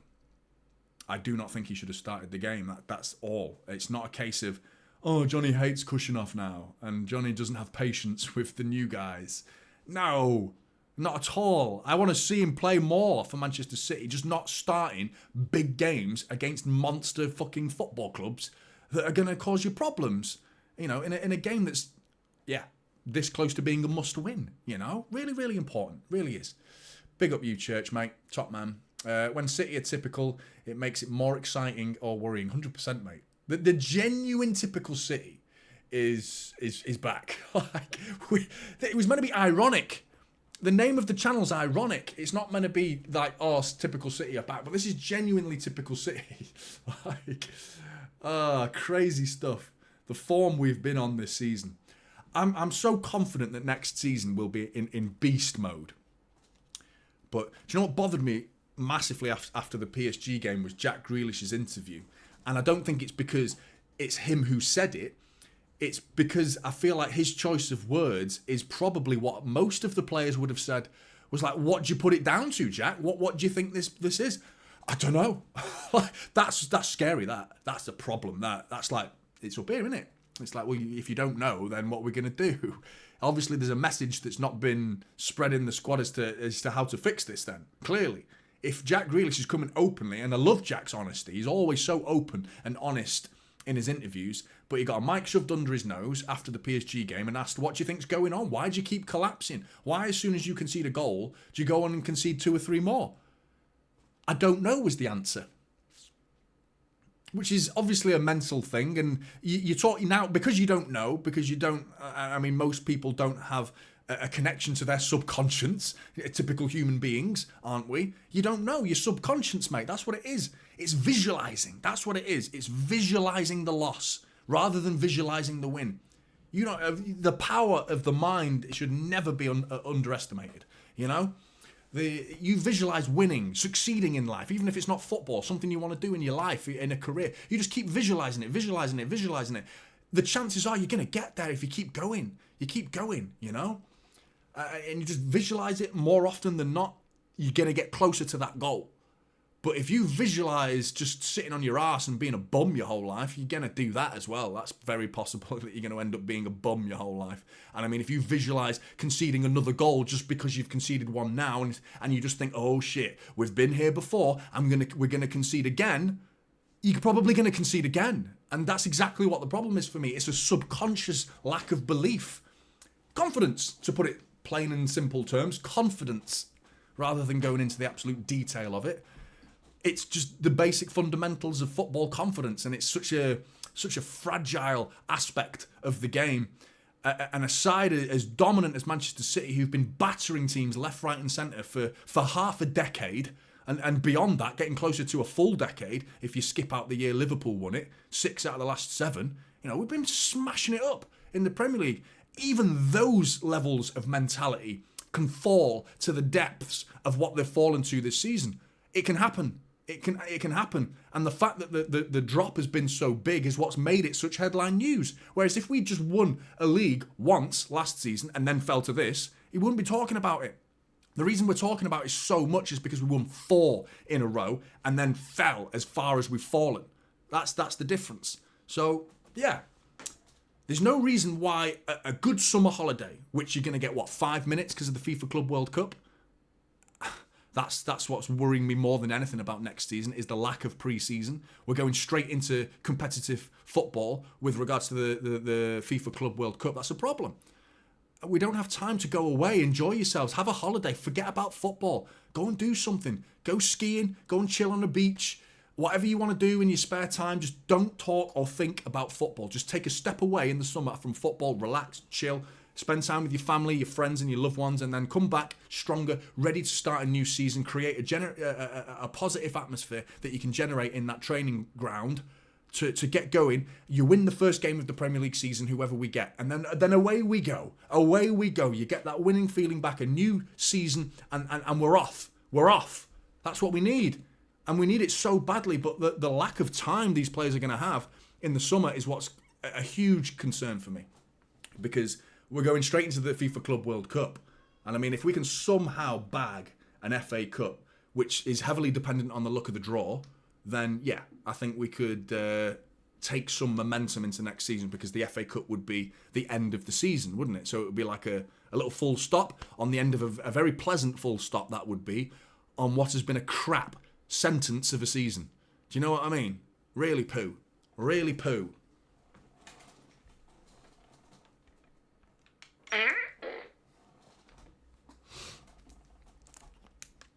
Yeah, we did. We really did, Pine. Pine... I can't read it, mate. It's apple. I see the word apple. But yeah, we did have a great start, didn't we? I felt like a lot of those results were papering over the cracks a little bit. I even felt like we papered over the cracks a little bit last season. You know, with some we just ground out results with just sheer tenacity and just doggedness. We just didn't give up. You know what I mean? Just relentlessness last season that was brilliant. You know, and I really do not feel like we were at our best last season, but we won that 4th Premier League in a row and broke the hearts of Arsenal fans. How we did that was arguably, obviously the treble was more of an achievement than anything, but I mean, that was unbelievable to win that 4th in a row, because it was like, how'd you go and win the Premier League? You've just won the treble. How'd you go and win that again? But we did it, man. We did it. So there was obviously going to be a decline at some point. It was inevitable. And I just don't think anyone expected it to be as drastic as this, you know. Chelsea players out first, as you expect. What have I done there? Fucking hell. There we go.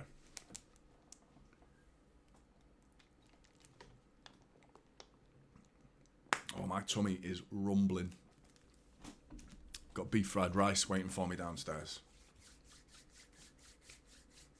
It's either going to be rubbish, considering the result, it's going to taste like crap, or it's going to taste delicious with a Manchester City win. Got a bit of satay sauce to sprinkle on it as well. Haaland and Jadon Sancho getting to know each other. Well, sorry. Saying hi to each other, because of course they already know each other from their Borussia Dortmund days. Manchester City to get us out underway. Oh, we're City out first, actually. Maybe I was wrong. I didn't see the City players come out, but they're already out, and the game's underway. Gundo, straight back to Edison. No half-time substitution, so Kushinov starts in the back line for Manchester City. And you got Marmoush still on the left, and it's as you were, really, from both sides, as you were. And I think this is going to become a slugfest, this game. This is going to be blow for blow, end to end. And I'm excited and terrified at the same time. Like, I'm buzzing, but I'm dreading it. This is going to be brilliant. It's going to be shit. Like, what is it going to be? Oh... I'll not much knowledge on him, mate. I saw you mention it before. I'll check him out, mate. And I think you've told me to check a player out before, and I didn't. And I'm letting you down, Sagnick. I'm letting you down. You told me to check another player, and I didn't do it. I'm very, very busy, mate. But I will. I'm gonna write a note. I'm gonna set an alarm.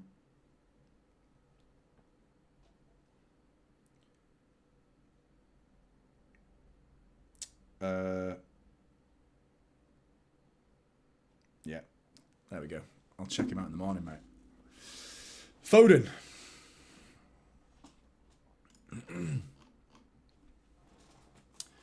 All the City fans not getting back to their seats yet. This is when everyone gets their phones out and goes, empty seats, empty seats. Because everyone's queuing up for the hot dogs and beers. I've been there. The queues are a joke at the Etihad. I imagine they're pretty poor at most football grounds, to be honest. But, I mean, you need to choose... Oh, no. Gvardiol's coming done. Oh, Madueke's slowed it down, so City have got an opportunity to get back. And Marmoush, well played. Well played, Marmoush there. Vital bit of defending there, and he's been sent forward. Brilliant from Marmoush again to win that ball. He was not the favourite to win it, but he wins it anyway. Gvardiol did the clever work to actually slow him down, but Marmoush did the the actual hard yards there to get back, win the ball off Madueke, who was caught thinking he had only Gvardiol to beat. Marmoush wins it back, and then Gvardiol dinks it forward, and Marmoush wins it as well. City get the ball back. Little things like that and momentum shifters, and we need to keep playing with that sort of attitude. But there's so much positive signs from Marmoush, even though he's not on the score sheet yet, and he's had a goal disallowed and a bad touch at the halfway line that nearly nearly made it 2-0 Chelsea. There's still that, you can see it, you know what I mean? You can just see the ability. It's clear as day, you know. And I would love nothing more than a Marmoush goal to put a cherry on his debut cake. Ederson into Gvardiol with a poor touch to Gundogan. Madueke. Still 2-on-2 there with Gundo and Gvardiol slowing him down. But again, sloppiness from Gvardiol. You question Gvardiol, don't you, in his own half. But I don't really question him in the attacking half. It makes you wonder what's his actual position. You know, the guy's a goal machine. But we're playing him left back. And there's no suggestion to play him anywhere else, because I don't think he can play in midfield, you know. I'm not sure that's his job. He's too loose with the ball. Great ball by Kovacic, but well read. Good sweeper keeping from Sanchez there. Really good goalkeeping that, because I thought that was going to be 2-1. Great ball from Kovacic, that was. Really good fucking through ball that was to Haaland. Great run, great pass, but well read by Robert Sanchez.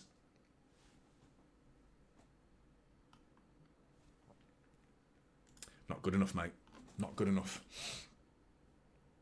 Get the old shinnies on, get the boots on.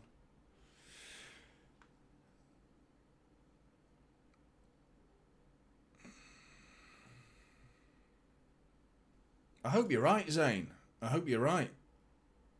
Ederson with a dodgy ball to cushion off there. Out for a throw-in. The sloppiness continues.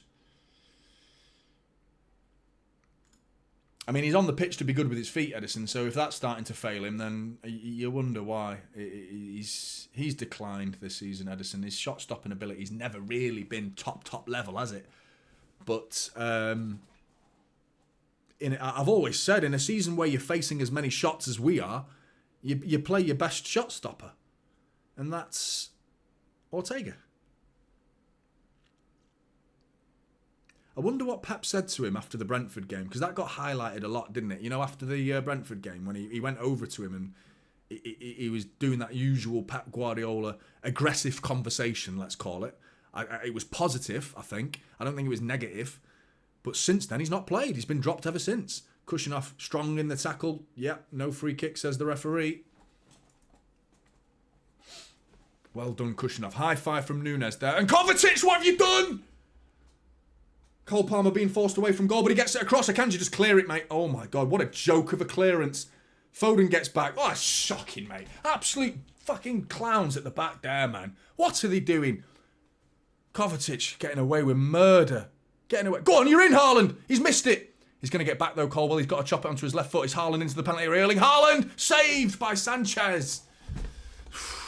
What is Kovacic doing there? I'm more annoyed. Kovacic was piss poor, but I'm more annoyed with Akanji's clearance, because that was no one near him. The ball was passed into the penalty area by Cole Palmer. He had time. He saw the ball coming. You've got to get that up in the air, mate, and clear it properly. He just clears it to the edge of the area, straight to a Chelsea shirt. Here comes Madueke. Back post. Sancho can bring it down. Nunes closing down. Bernardo Silva. Cucurella over the bar. That's the last player on this fucking pitch that I want to see scoring today. It's Cucurella. Don't do that to me. Unbelievable. What are we watching here, man? What a crazy game this has become. Very poor standard of football, in all honesty. Very poor. But hey, that was good from Haaland. Good run, chopped it on. You're just hoping he finds the corner, but a little bit central there. And Sanchez makes the save.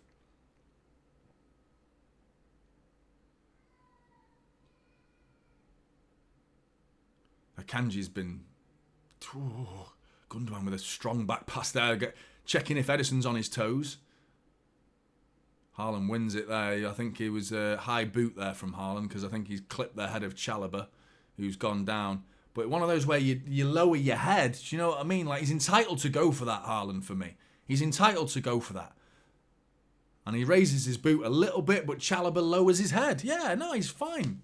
He's not even jumped, Haaland. That's his leg height. He's just walking.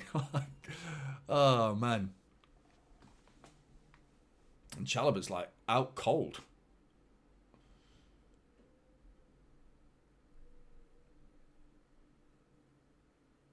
John Stones coming on. I'm guessing that's Kushnoff. And that is just headline avoiding. All you're doing there, Pep, is headline avoiding. If this holds up number 45, all he's trying to do... Yeah, number 45, there we go.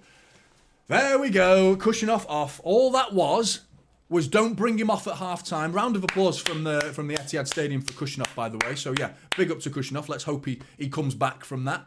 But Pep Guardiola, you've thrown him under a bus by doing that.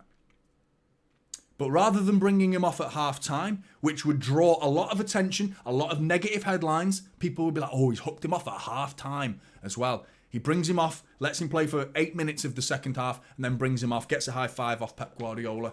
And, yeah, all that was headline avoiding. That's all that was.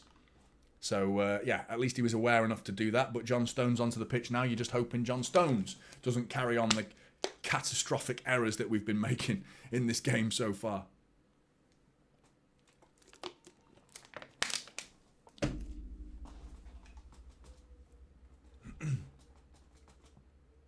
I like what I saw then, by the way. I think it was Ruben Diaz who reached out for Kushnoff and asked for a high five.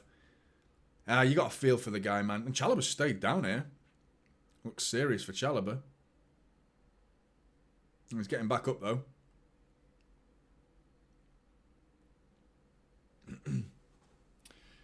Games wants to see McAtee. Appreciate the super chat, mate. McAtee thinks he'll help us. For who, mate? Who do you want to come off?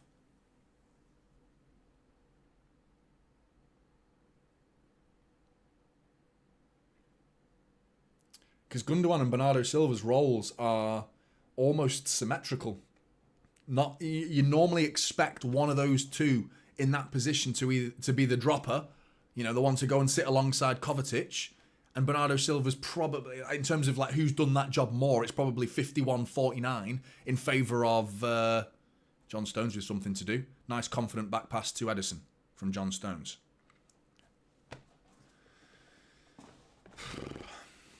Anyway, you normally expect one of them to be quite aggressive in pushing.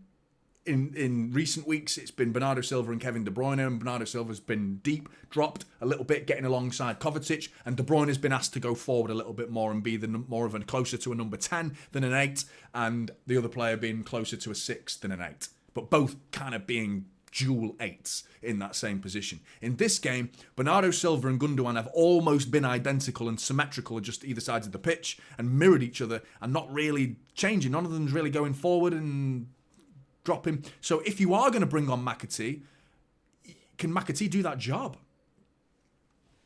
Can he do what either of them are doing? And in which case, I think we should be sending McAtee forward more. But yeah, I don't know, mate. I don't know, mate. Big up to you, Douglas, mate. How you doing, buddy? Let him regain his confidence himself. 100%. And he'll need to do that. He will need to do that. And I feel so sorry for him. It's gutted, mate.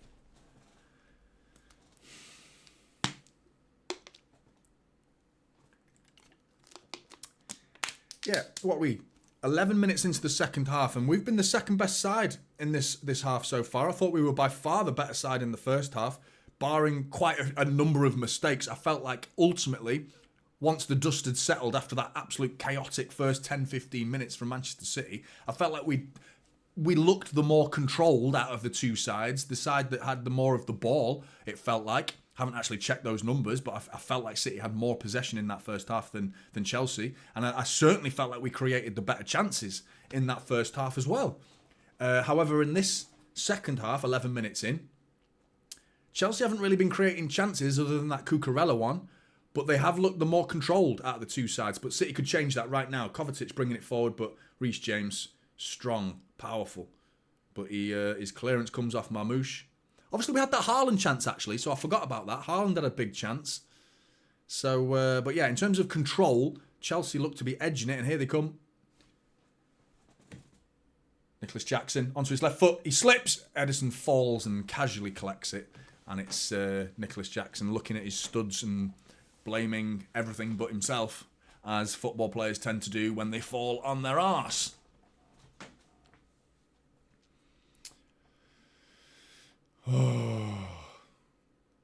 Not yet, DJ.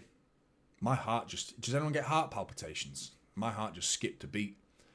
Gonna have a heart attack live on YouTube. That'll get some clicks, won't it? Hey, did everyone see that? Jonny on Typical City die watching City.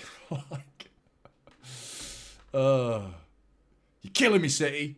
You're killing me. Big ups to the fella. What are you doing, mate? KDB, Grealish, warming up.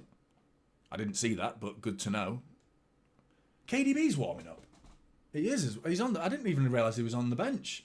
What an idiot. Sorry, everybody. I completely missed that. I even wrote it. I'm the one who wrote... Oh, no. Ball over the top. Sancho, he's onside. Nunez has got to get back. Sancho hits the post. Offside flag goes up. Ederson looked like he didn't even care, but I presume he saw the offside flag before he just stood there and thought, I've got this covered. I've got this covered. Smacks the post. Sorry, I thought Grealish wasn't even in the squad. What am I doing? So why isn't De Bruyne starting? I wrote De Bruyne. You can see it there. Well, you can't now because the graphic's there. But you can. I wrote that. I'm the person who typed that, by the way. I'm the one who went, De Bruyne. And then I went, he's not playing. He's not in the squad. Sorry. What a fucking fool I am. Yeah, De Bruyne. Get him on.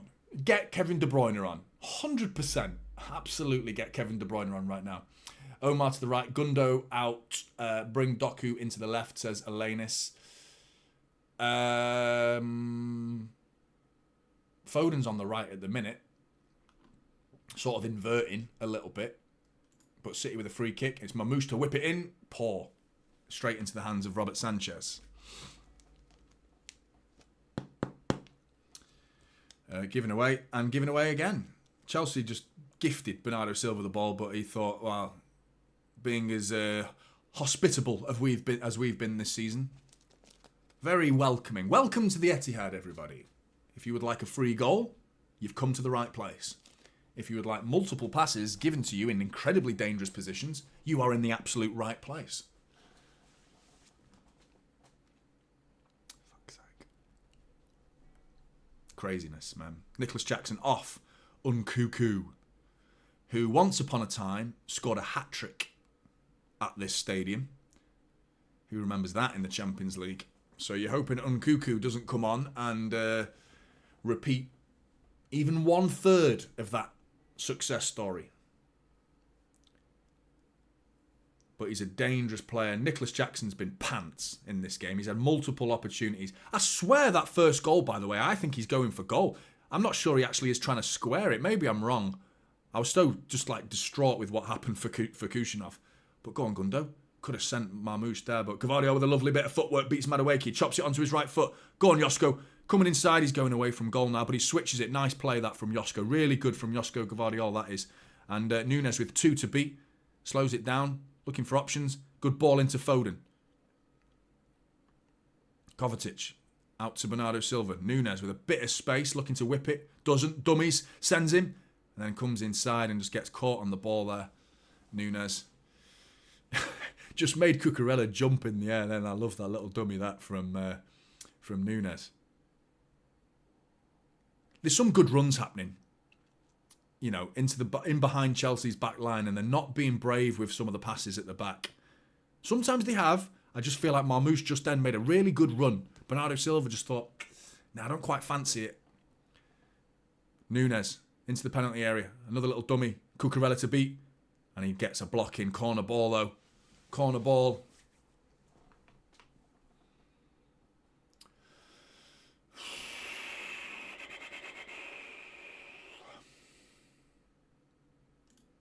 I know you you feeling, Ryan, mate? I'm feeling it, mate. I'm feeling it. I'm absolutely on edge. Do you know what I'm feeling here, though? I'm feeling John Stones from the corner. 2-1.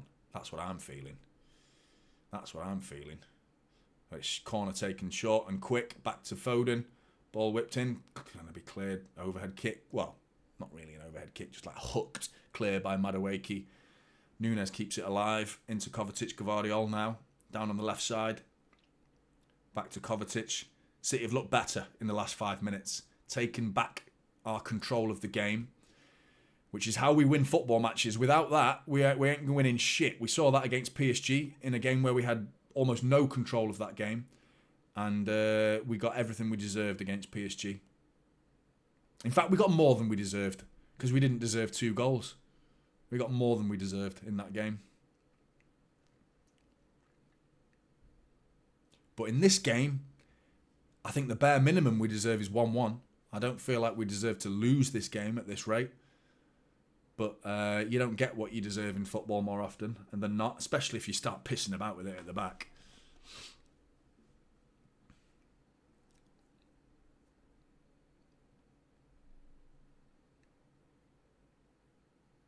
Gundogan.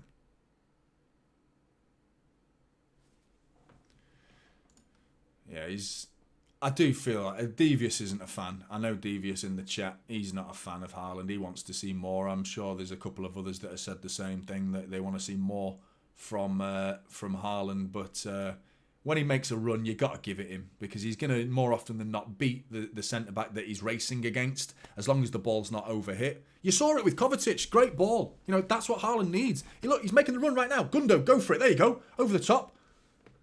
That's it. Haaland's got the ball. Now we're in an attacking position. He holds it up and he gets City forward. That's good play from Erling Haaland. You know, you make the run, you find him. You know, City are now in the attacking third of the pitch, going from the previous third. Marmoush couldn't beat Reece James. But Gundogan being holding back, and comes off Marmoush.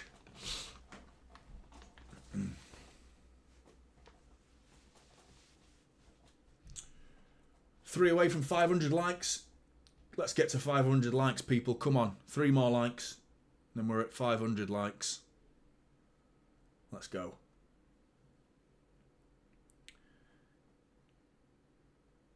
The thing is, mate, I wouldn't say he's in his pocket. But Reece James, also something I said in the preview, is he's a beast. Reece James is top quality. When you think of fullbacks nowadays, you tend to pick an end of the pitch, don't you? What they're good at. You think of like Dan Burn at Newcastle, like solid defender. You know, like a lump. Can't go forward. But he's a lump that knows how to defend. Like strong. You think Trent Alexander-Arnold? Yeah, send him forward, mate. Don't ask him to defend, though. Reece James, both ends, covered. Equal quality at both ends of the pitch for me. In fact, I haven't seen him come forward enough in this game. If you're a Chelsea fan, you'd be screaming, because I think the guy's got goals in him. He hasn't actually come forward that much this season in a Chelsea shirt. You expect Reece James to be a little bit more attacking, because I think he's a beast going both ends of the pitch. Like, there was a year where he scored about 5-6 goals, wasn't there? A couple of seasons ago. But his problem is injuries. Reece James is always injured. I'd love him at City. If we had a Reece James that was injury-free. Exactly, Adam. 100%. That's exactly the point. But yeah, he's made of, his legs and muscles are like paper mache, aren't they? Oh, big up, everyone. Dropping 50 likes. I asked for 3. You gave me 50. Thank you very much. Long ball over the top for Haaland. Go on, into Marmoush. Oh, yeah, quick ball. One more. Flick it. Marmoush! Puts it wide. You've got to feed Foden there, Marmoush. That was greedy. You've got to find him there. If you're going for the shot, you at least hit the target. You've got to feed Phil Foden there, mate. He wants that debut goal, and I don't blame him. I know what that feeling must be, mate. You're desperate for it. Of course you are. But you've got to pass that there to Phil Foden.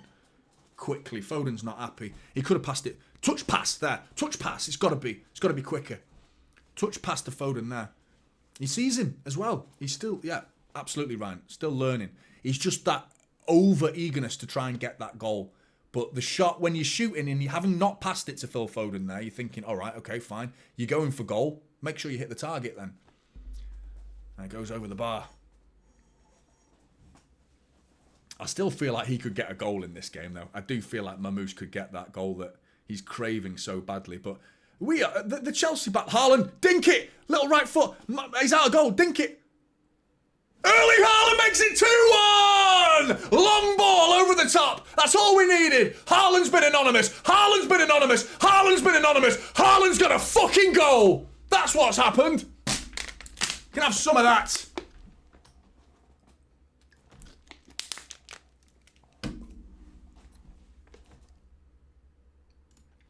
Get in there. The Nordic Forge. Get in there. Get in there, City. Long ball from Edison. Beautiful from Haaland. Chalobah couldn't cope. Sanchez has been a brilliant sweeper keeper in this game. Also something I said in this game, he's a dodgy keeper. Go and watch my preview. Everyone in the chat, go and watch my preview and listen to the words that I speak and how true they ring right now. Everything I've said in the preview has happened in this game. Don't start the kids.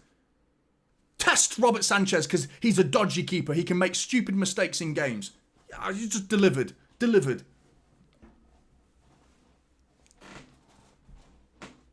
100%, man. Fucking crazy goalkeeping. No need to come out of his goal there.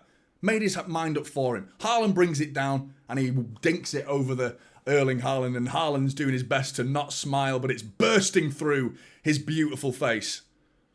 Beautiful's a bit of a stretch, but let's go with beautiful. Oh, man. Buzzing.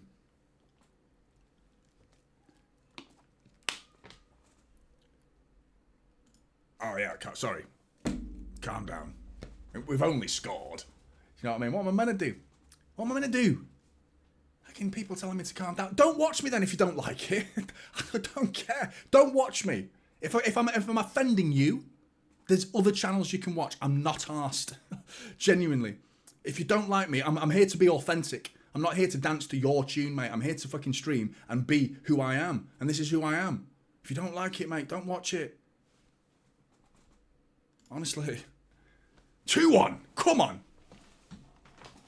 And I think that's the least we deserve, in all honesty. It's the least we deserve. Yeah, too much celebrating. Too much celebrating.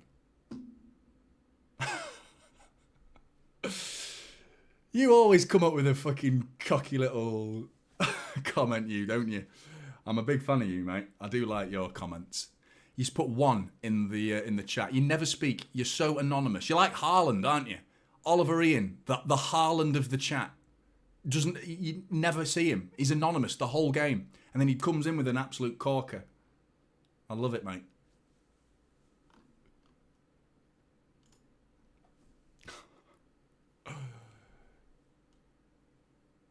Cheers, Glacius. 20 minutes to go. Plenty of time to make mistakes. Plenty of time for this to go tits up. But we've turned it round, something we very rarely do. You know, we're always having it turned round on us. But today, we've conceded. Maybe that's the way to go now. Maybe let's concede early and then try and turn it round ourselves. It's a very interesting question. Very interesting question. And I do not. But if you would like to send me one, I would happily wear it live on air for you. Madawaki, strong. Well done, Yosko. That went out first. That went out. Bollocks, Lino. Bollocks, linesman.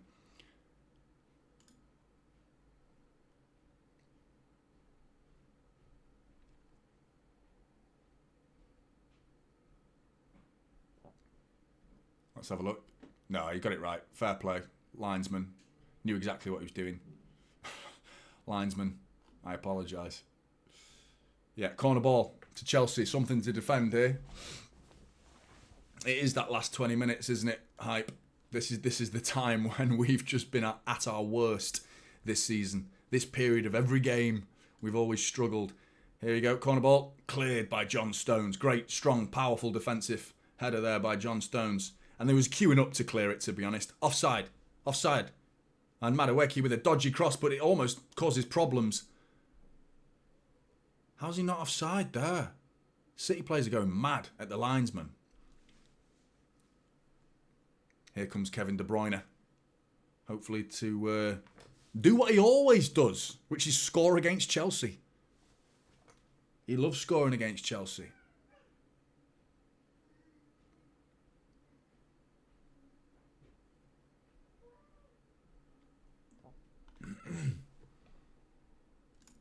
Yeah, big up you, Andrew. That's what I'm all about, mate. It's about passion, isn't it? It's about passion. I feel like I wouldn't be out. Like, obviously, I wouldn't talk this much. Imagine if I went to the stadium, and to be honest, I do talk a lot at the stadium. But I used to sit with a group of lads at the Etihad when I was a season ticket holder before I started doing this, and we were all just chatting. It was constant conversation like this. But I was shouting just like I am now. So I'm not going to change now because I've got a camera staring at me and a fucking microphone sat here. I'm not going to change, man. I got to fucking just be more reserved and be calmer. Mate, nah, man. I'm going to be like I am at the stadium. Marmoush coming off. Kevin De Bruyne on. Doesn't get his debut goal.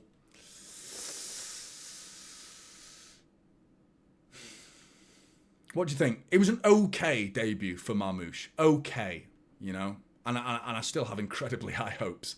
I think he's going to be an unbelievable player. But yeah, I would have loved that offside goal to have been given. Núñez with a bit of a dodgy pass there, but gets away with it, throw in. Big up to you, Josh. The fact Haaland scored when Cucurella was on the pitch. Oh, yeah, mate. Didn't even talk about that. 100%, Josh.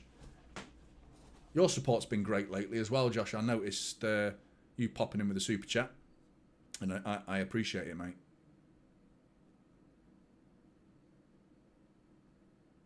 But yeah.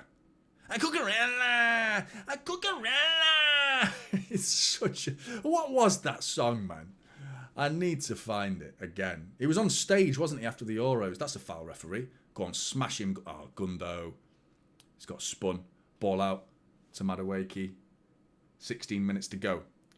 Kevin De Bruyne, fresh pair of legs that are owned by the human being that is known as Kevin De Bruyne.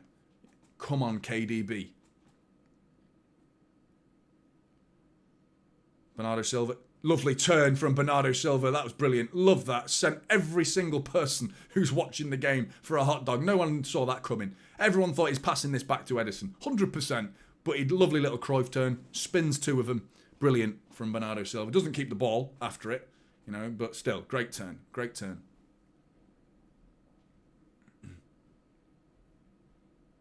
That was it.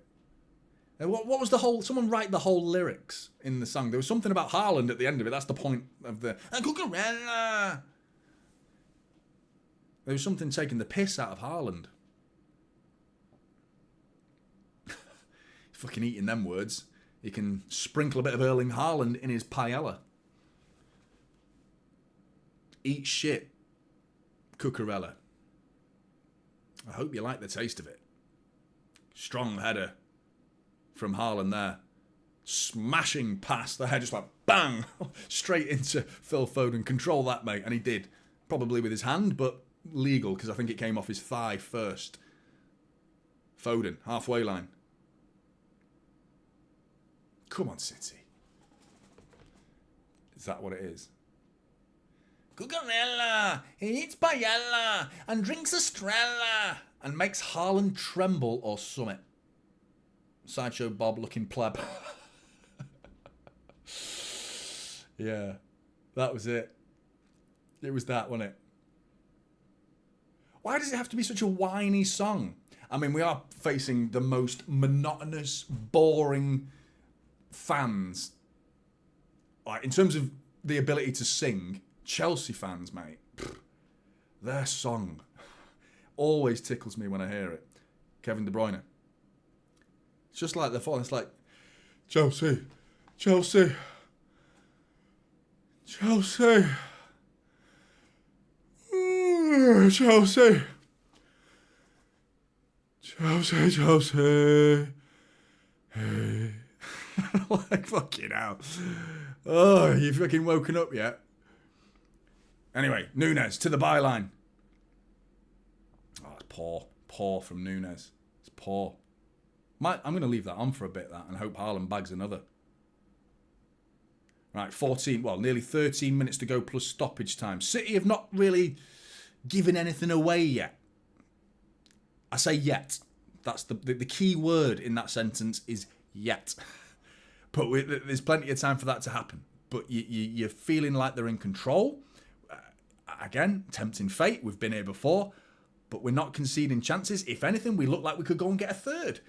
And I feel like we should. I feel like we should be going for it. Let's go for it. I don't think we should be protecting it because we don't have the tools to protect leads. So let's go and finish them off, you know? Let's finish them off. Cool Kid JR, Haaland in my FPL. Golden Boot charge.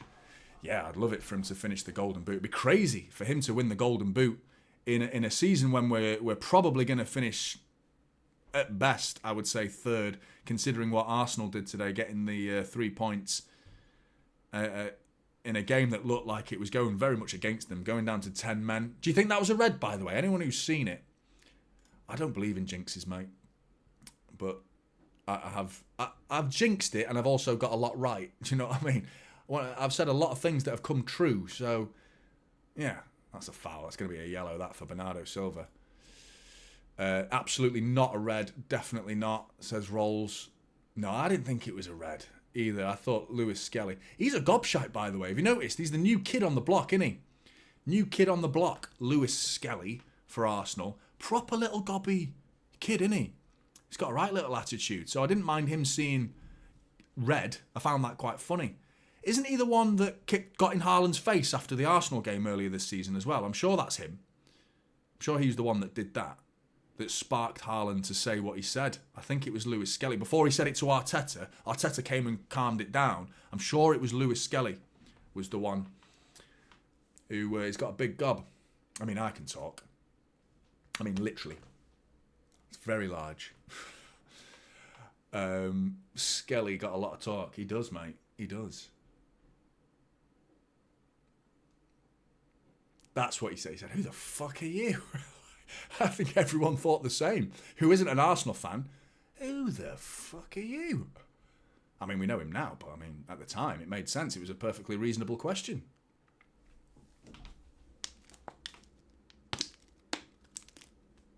Can we get to 600 likes?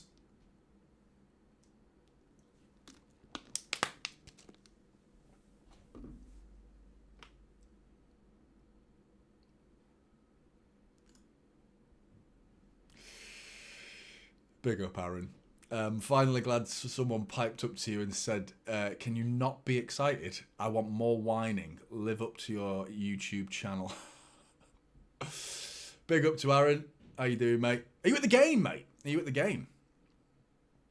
Tell me what the atmosphere is like. Tell me what that felt listening to that Blue Moon choir at the beginning of the game, if you were, because I struggled to listen to that. That was like, wow. Like, it's such a beautiful song that sounded like. I'm going to go back and listen to it. Ball in. Akanji clears it.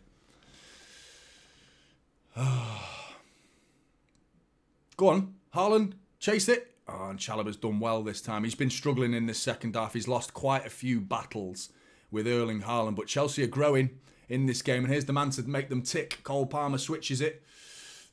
Neto, who's come on the pitch, sneaked on, to be honest. I missed that.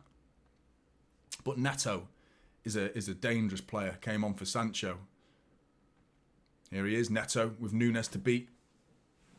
Neto's ball in, and it's blocked by Nunes. Corner ball. Nearly 9 minutes to go.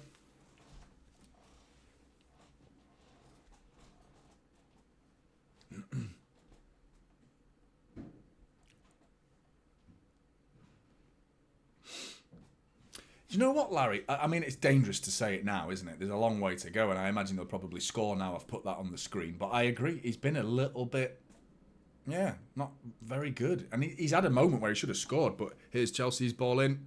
Haaland flicks it on. Caicedo at the back post. Don't foul him. Don't foul. Cleared by Kovacic. Well done, Kovacic there. Clever defending. Strong. Gets in his face, but not too much. Doesn't commit. And clears the ball. Good from Kovacic. I don't think Kovacic had a very good first half, to be honest, but he's been a bit better in this game. And we're now seeing the moment where Kovacic always comes off. And like I said, something else I said in the preview is do not take Kovacic off. If we're winning the game with moments to go, leave him on. Leave him on. Ball. Go on. Nunes, clear it. Clear it. And he does just about. Foden, keep it alive. Don't get caught on it. That could have been a free kick. Gundogan. Lovely from Gundogan. Well played, Ilkay Gundogan. Go on, dink it. That's for Haaland to chase. One over the top again. Gusto, who's on the pitch as well. And Haaland's not going to get that. Foden carries on, closing down. Good from Phil Foden. He's been good today, Foden. I think he's been pretty good. Pretty good. I feel like Gundo's been all right. Gundo's been okay. I feel like Núñez has been okay. He's just giving it away. Why did I say that? Free kick. Kovacic. He's pushed into the back of Cole Palmer. Gets a yellow, though. That's a bit harsh, referee. How is that a yellow card? Is the exact words Kovacic just said. Lip reading him. And he's absolutely right. It's probably a foul, but I mean, it's not a yellow. What's he doing there, mate? It's true, Douglas. It has 2 syllables. Chelsea. Free kick in a awkward position to shoot from. A little bit far out. Big up, Saeed. And I agree, Núñez has been all right. I feel like he's been pretty solid today. He's put in a good performance at right back. And I mean, he doesn't play there ever, and he's learning. But free kick to Chelsea, something to deal with here for City. I would argue this is more of a crossing situation than a shooting situation. I mean, City have only got Kevin De Bruyne as a wall, so and it's pretty central. Yeah, Cole Palmer whips it back post, and Gvardiol he accidentally controls it. He was trying to poke that out for a corner, but he accidentally pulls off a sublime piece of control and like almost nutmegs himself. But Gundo's been caught on the ball. Referee says free kick.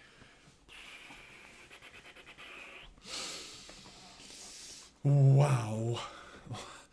That was a brave decision, that, I think, the referee there. I'm not sure that was a free kick. Let's have a look. Yeah, Cucurella as well. Kept his studs in there as well. He left his studs in there. Let a few studs dangle to leave some damage. I'd have Kimmich all day long. All day long. What is Robert Sanchez doing? They're showing the replay of the second goal. It's brilliant from Haaland. It's brilliant from Haaland.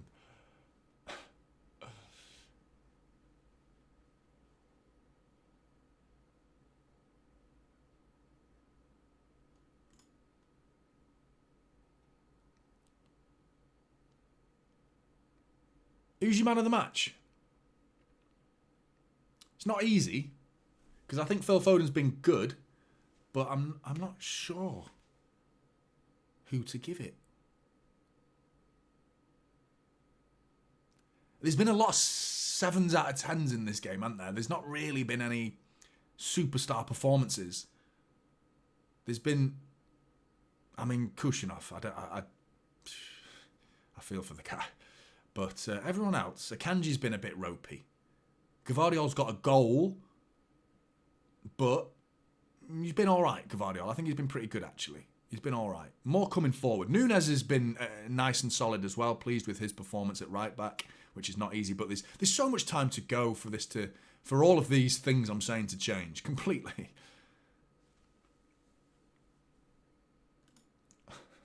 Church, mate. Big up to you. Cucurella has a Napoleon syndrome. Not sure what that means, to be honest, mate. But I'm gonna smile and nod. Glacius is equally confused.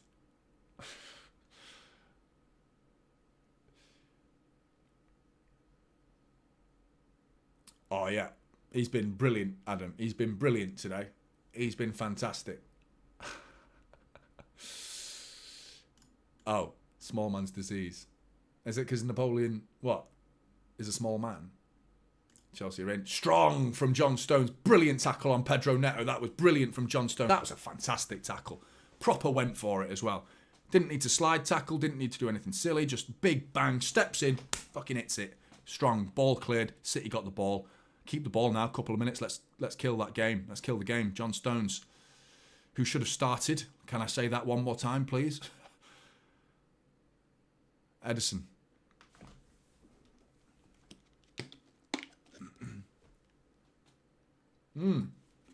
Kevin De Bruyne wins a flick on, gets the ball into Phil Foden. Phil Foden's in, 1-on-1. It's all about this finish now, Phil. Finish the game off. Yes!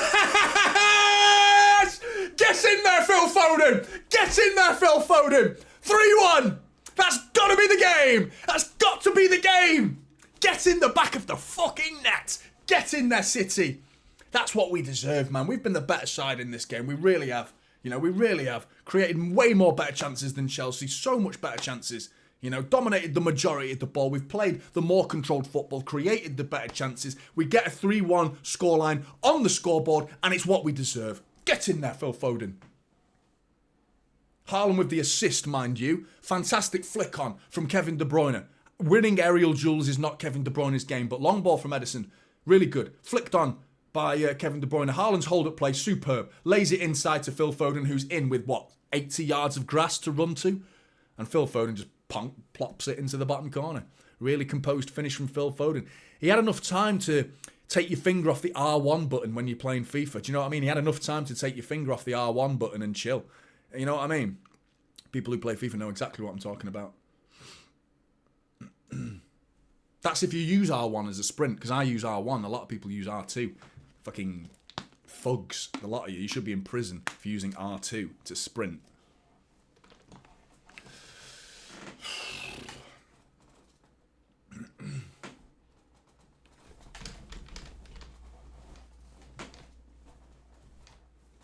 Fucking yes.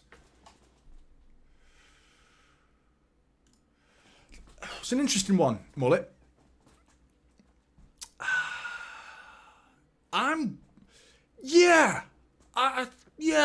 I think he probably should have started.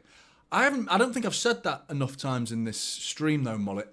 If ever. I think it's the first time it's come up in the stream actually. And it's a perfectly relevant question. And my answer is yeah, just about, mate. Yeah, 100%.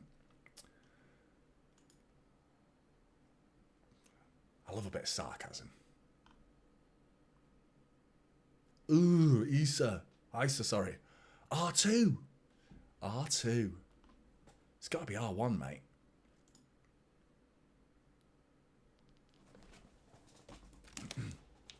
Pep's nodding, looking a bit smug, actually. Pep, good to see you smiling. No, you don't. No, you don't, Stefan. Absolute lunacy from Stefan.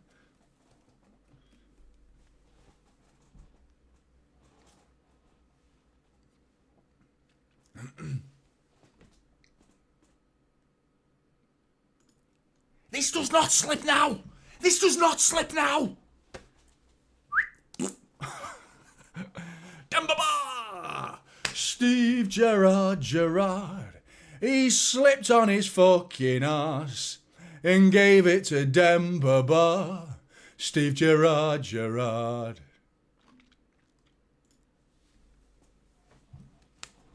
Right, how much stoppage time? Buzzing. 3-1, mate. Massive result. Into the top 4 we go! 5 minutes. So we can still fuck this, can't we? 5 minutes. Oh, don't do this to me. No. Cleared. Oh, it's a shit cross from Madueke. Should have been better than that. He's had a piss poor game. Even though he scored, man. Kept it offside. He's been shocking. Every time he's had the ball, he's made mistakes for me. Somehow he got a tap in. Thankfully, he's done it again. Crossing the ball poorly. Just shocking. How he got a goal, mate? Well, I know how he got a goal. Kushinoff. That's why. But, you know, we forgive you, Kushinoff, mate. And we look forward to the future of Abdulkadir Kushinoff. City tearing Cockneys apart again. City tearing Cockneys apart again. Long ball for Kevin De Bruyne, who's become an aerial duel merchant in this game. He's just won it again, brought it down like prime. Erling Haaland. Could you say that? I'm not sure we've even seen the prime Erling Haaland yet. That's what's scary. We haven't even seen prime Erling Haaland yet. He's still young, isn't he? You know, give it a couple of years and then we can start talking about his prime. Wait till his game develops. You know, he's just getting started, Erling Haaland. Someone hide the soap now, for fuck's sake, please. Why? Are you going to prison?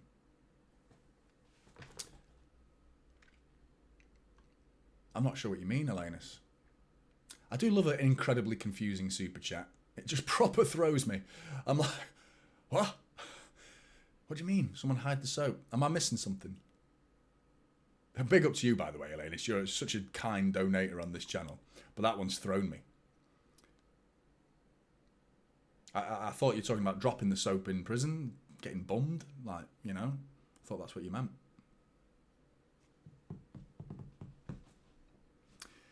I think it is, yeah. I've just got in the habit of saying Kushinov now. And I even said Rice the other day, and it's Heiss, isn't it?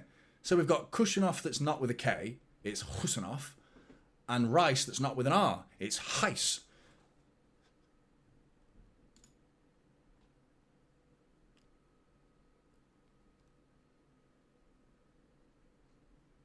Can we make it 4? That'd be nice. That'd be quite a statement, that would.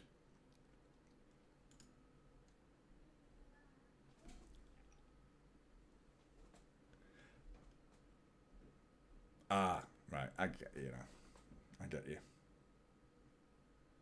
We are in prison a little bit, aren't we? Giving away there, Nunes.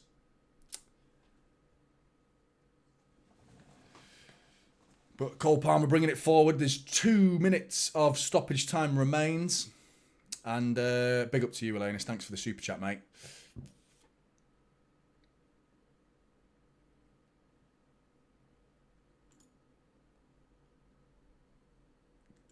Sorry, I said.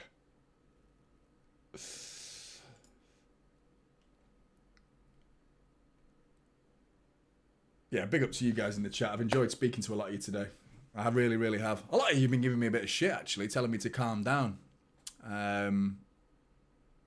Which is fine, but, you know, I'm not going to do it. So it's pointless saying it. And it's kind of like part of the game, isn't it? Like emotions. It's all about emotions. Imagine if I sat here bored and monotonous, just like, hello, City have scored. Yay. Like, it's not, come on. It's not what we're here for, is it?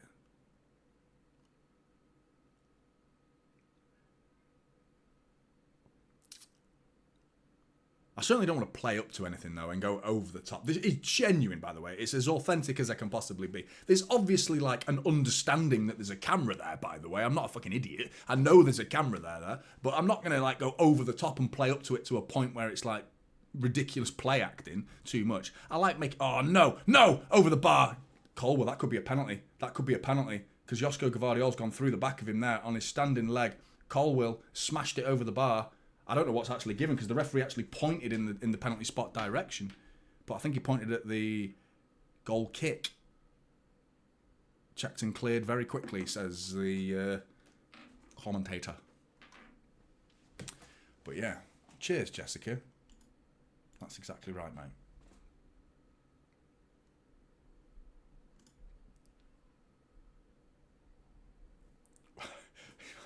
Who am I scamming?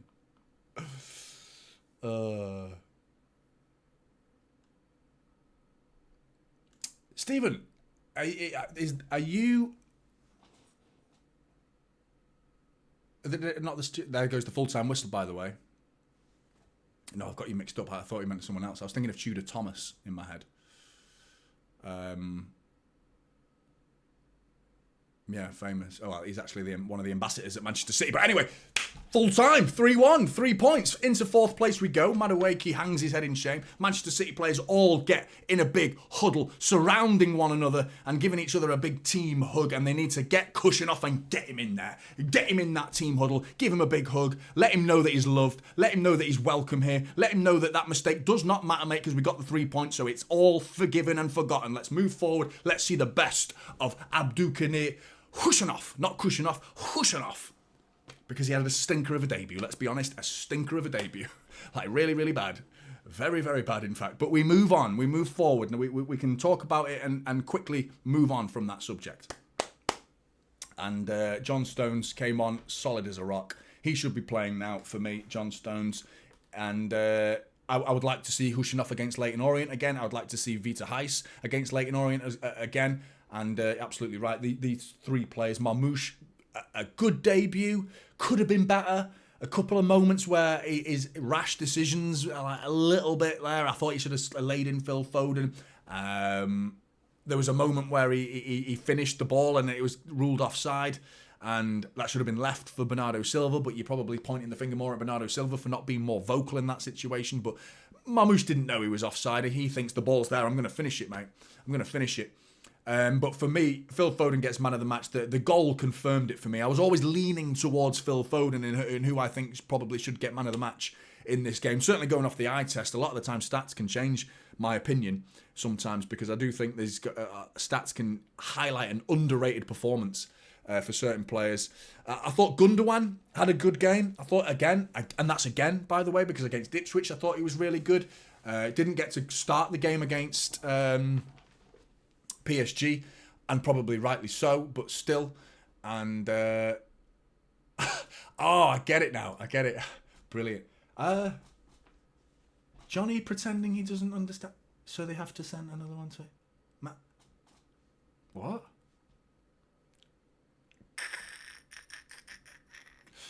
What? Jonny pretend. You'll have to let me know again, Mullet, mate. You'll have to let me know again, mate. I don't quite get that one, mate. Next time, make it a tenner and I'll probably understand it.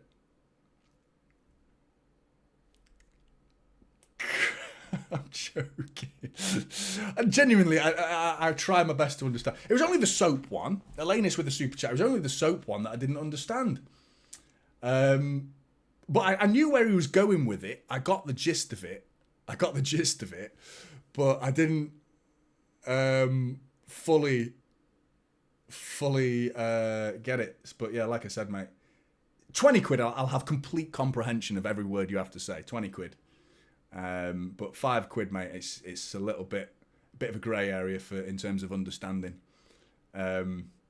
No, don't. That's not a reputation I want. That's a horrible reputation as a YouTuber. Someone who pretends not to understand what they're saying, so they have to send another super chat to have it explained. That's like the worst trait of a streamer ever. Oh, that's funny though. That is funny. Big up to you, William. Thanks for being a member as well, mate. You're such a... You've been donating for fucking ages, mate, as so many of you have. But I don't really understand your super chat. We can't keep doing it. Mr. Chair, can we get your thoughts on the game? Yeah. We'll have some. Here we go.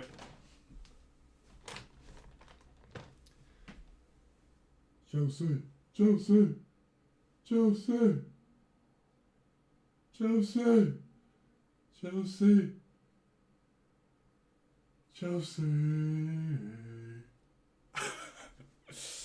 Fucking Chelsea fan. I'm like you bastard! Yeah. Sit on that. Fucking sit on that. Oh, fucking hell. I've done some damage there. Have that in the chair. I'm actually going to break the chair. Probably lifting my own weight there, doing some squats. Ugh. But yeah, buzzing, mate. Can't believe we won. Hey, there's the league table. City in 4th, 41 points to our name. Chelsea dropped to 6th. Newcastle climbed the table on the same... I need to rewind it now. There we go. 17 goal difference is the reason we are in 4th. And Newcastle behind us by 3 goals. So clawing on, clinging on to us there, Newcastle. And we play them soon. Isn't it away or is it at home? Is it at home? Because that makes the world of difference, that does. Against Newcastle in particular. I'm pretty sure it's at home, isn't it? Which is, again, massive difference. Yes, it's at home. It's at home. And then we've got Liverpool at home. Arsenal away is the next Premier League game. The confidence that we might get from this depends, obviously, on the Club Brugge situation. Beat Club Brugge now. I think then we're into the knockout stages of the Champions League. Then we go away to Arsenal. If we can, I'd be, in all honesty, I'd be pleased with a draw.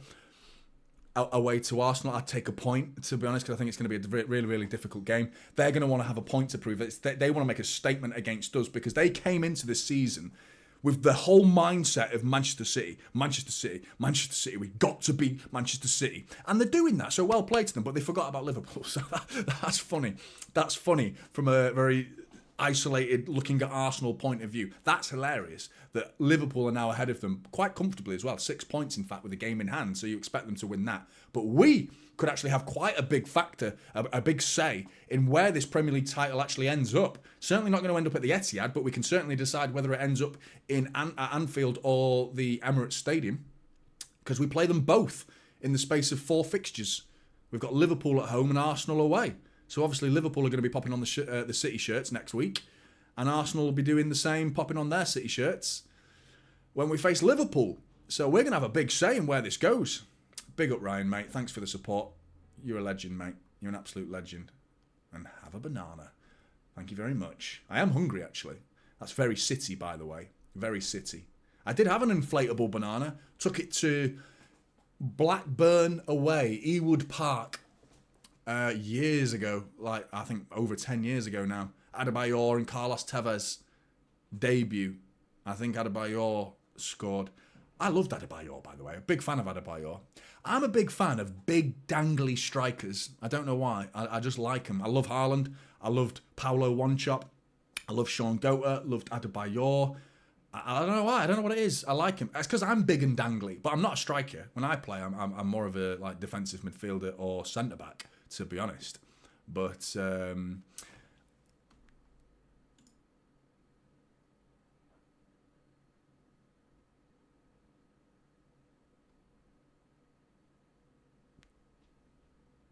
yeah, I don't know where to go from that. I mean, if it was in a super chat, I'd probably understand it, mate. But it is what I said. I did say big dangly things. I did. And here we are. Need a picture, moving on. Need a picture of Haaland in the dressing room munching a massive bowl of paella. Oh, mullet, mate. That's a fucking fantastic idea. That is a fantastic idea. And that has to happen. That has to happen. That's a wonderful idea. I'm all for that sort of humour. That is right up my street, that. Right up my street. See, he's not dangly, though, Ryan. He's a massive lump, isn't he? He's not dangly. Drogba's nearly there, but Drogba's like... I was going to say thick, but these words, these adjectives that I'm choosing to use, thick and dangly, and... What's going on? What is going on? The missus is... I think she's in earshot as well. She must be fucking loving this. Laughing her socks off. Like, talking about knobs at the end of a 3-1 win. What's happened to this stream? What's happened? It's gone in the bin. It's gone from being told to calm down to start talking about bloody dangling objects. But yeah, buzzing, mate. Absolutely buzzing.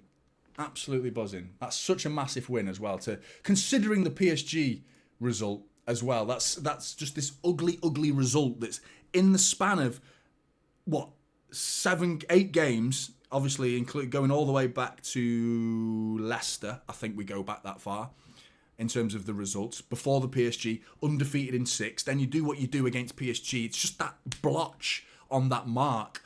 And I'm not going to say City are back now. I'm done for the rest of the season. I'm not going to say that for the rest of the season now. Guaranteed.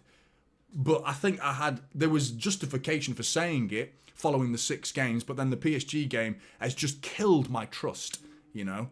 And there were still moments in this game right now, today, where we come away with a 3-1 win, where there were signs that there's still going to be problems in this side going forward. Loads of mistakes were still popping up all over the place. And I think Chelsea were poor today, actually. I think they were gifted everything they got. And a lot of their chances were not self-made. They were just hand-rolled, red carpet out for Chelsea players. And we ultimately looked the better side, deserved to win the game. But still, just little moments of just frustration, not complete control. Do you know what I mean? But with the fixtures coming up, it doesn't really matter how we play at the minute, because it's just, we're, like everyone says, that old chestnut, that cliche, this stage of the season, or getting close to that stage of the season where you say, it's just about results. You know, just getting the results is all we need. Yeah, big up Ryan, mate. Absolutely. 100%. And I mean... my aggression at the beginning of the video, of the beginning of the stream, was not directed at him. It was directed more at the situation, and mostly at Pep for playing him. That's what I was fuming with that decision to start him. But He'll bounce back, man. I just pray, and I know full well. You know that they seem like such a good group of lads. The City players, you know, they all got around each other and a big team huddle there, and it was a proper. I think that was a message to the outside world that we are united in the best way possible, not the red kind, but you know we are together, and yeah. I think that was a good thing to see. You just want to see them go into in the changing rooms and just get around Kushinov now and just make him feel welcome. Just have a laugh about it. Have a laugh about it. You know what I mean? Make a joke and then move on. That's what I would do. I wouldn't say like, you shouldn't have done that, Kushinov. What you should do next time is that. He doesn't need to be told anything like that. He knows exactly what he did wrong. You know what I mean? He doesn't need to be educated on that situation. It's just a case of like, you've got to make sure you head it clearly, and doesn't need to be told that. And yeah, you just hope the players get around him, help him feel better. But Vita Heiss must have been looking on from the bench, thinking like, "Glad that wasn't me. Glad that wasn't me." Do you know what I mean? But yeah, Leyton Orient is the next time I expect to see Kushinov, with Club Brugge coming up at the weekend. Pep took a risk; it flopped big time, but doesn't matter. Ultimately, we get the 3 points, so. I'm so glad that the headlines are not going to be about Kushinov. It's barely going to get a sentence in tomorrow's conversation around the game. From City fans, a lot more, but you know, your outside media people who are going to talk about this game, they're going to have to talk about that Kushinov and keep it to a 20-second soundbite at best, and that's being harsh on Kushinov. The rest of the time, they're going to have to talk about Manchester City's solidity to come back from a PSG shocking performance and beat Chelsea. At home, yeah, albeit, but yeah, bagged 3 goals, rightly so, should have been more. And we're now sat in 4th position, 3 points behind Nottingham Forest, who lost 5-0 today. So we could very much be looking at a situation where we're chasing Arsenal, who we are 6 points behind as well. And obviously that's got to be the goal now, is Arsenal. And imagine finishing second this season. Imagine finishing second. That would be so funny to finish second. And we would maintain the status of every season has to be, if you finish above City, you win the league. Whereas if we finish third, you can't say that because there's 2 teams that finished above us. We want to end this season making the rest of the league know we are the team to beat still. And if you beat us, you win the league. Not 2 teams beating us, and then there's a possibility you could win the league. It's 50-50 between whichever of those 2 teams. We can claw back that statement, and that's the thing to take into next season for me. Finishing second and going on a run would be hugely embarrassing for Arsenal to finish behind us again. But I'm not sure we will, because I think Arsenal definitely have more solidity to their game. I watched the game today against Wolves. I thought they showed... It's hard to describe. Solidity, yeah, like I said, solidity. I think they going down to 10 men, not conceding, scoring the goal they did. Obviously, the game evened up eventually and became 10 versus 10, but still, Arsenal do look like I'd take a point against them, considering it's at the Emirates next week. And then try and claw back and hope Arsenal start making some stupid mistakes. But we have got some horrible, horrible fixtures coming up for the rest of the month at least, and going into February, of course, where it's going to be so difficult for Manchester City to get wins in most of them. But I think we should be beating Forest. That's coming up. Newcastle at home, huge game. It could be a Champions League spot decider, as this Forest game is. And then it's crazy. I'm so excited. And yeah, I'm not going to go into too much detail about individuals, but I do like to point out that Mateus Nunes had a great game today. I thought he had a really good game. He didn't make mistakes. His timing of his tackles was so much better. No rash decisions. And he came forward appropriately. He picked his moments to come forward and got some balls into the box. You know, I'm sure people are going to highlight the fact that I said balls and box now. I've said bald, box, dangly. What else is there? Any other innuendos? But anyway, we move on. And swiftly. Buzzing. Absolutely buzzing. Finish it off. Perfect way to end the stream. Knob. There we go. Brilliant. Buzzing. Absolutely buzzing. Right. Take care, everybody. I'm going to try and get a video out tomorrow. I'm not sure when. Family duties in the morning that I need to sort out. And yeah, I'm sorry the content's not been that good lately. I feel like I can do so much better. And I'm sick of saying that as well. I'm sick of saying it. I'm sure you're sick of hearing it. because it's like, yeah, stop saying it, do it then. You keep saying it, do it. And I will eventually do it, I promise you. And a lot of it involves when I move house, and that's going to happen. That's going to happen at some point. And yeah, happening soon, hopefully, as well, because it's getting closer. We are getting closer. We've found a house, but we've not made an offer or anything yet, but we've found the one we're happy with, so we're getting closer. Anyway, take care, everybody. Enjoy your evening. I'm sure you're going to do that. I'm sure you're definitely going to do that. 3 points, boom. And yeah, one last big love for Kushinoff, mate, because he deserves it after the problems that he had in that game. And he needs a lot of love. He needs a lot of time and understanding going for the rest of the season, and support from his teammates and the fans as well, us as well. Don't forget that. Big up, everybody. Take care. Enjoy the rest of your evening, and 3 points on the board. Boom.